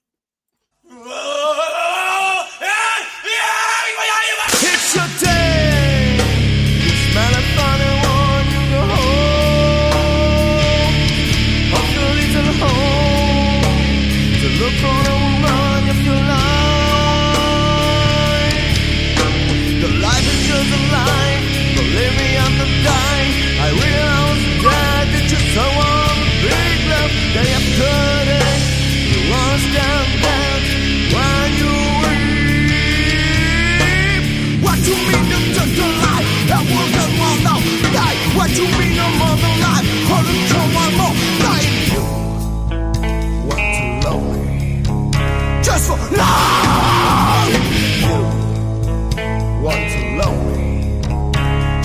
life.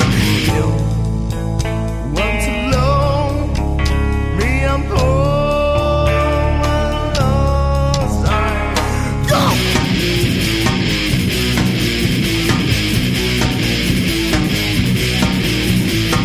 Life is so that this one blood. Life will know. It's so that this one blood. Life will know. It's so that this one blood. Life will know.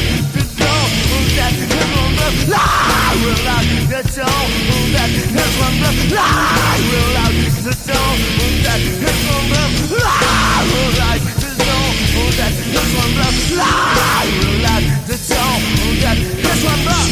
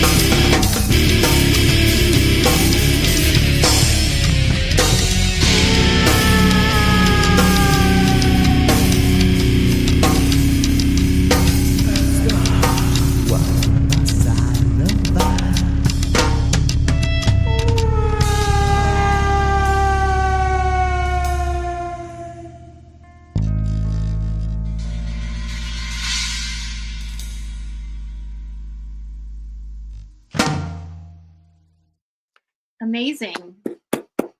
Thank you very much. Wonderful. Thank you very much. Jerome, Have a good night. let me ask you, Jerome. Do you have your dreads all tucked up underneath your hat? My dreads? Yeah, your dreads. Are they all up underneath your hat? You got them all? Oh, okay. All right.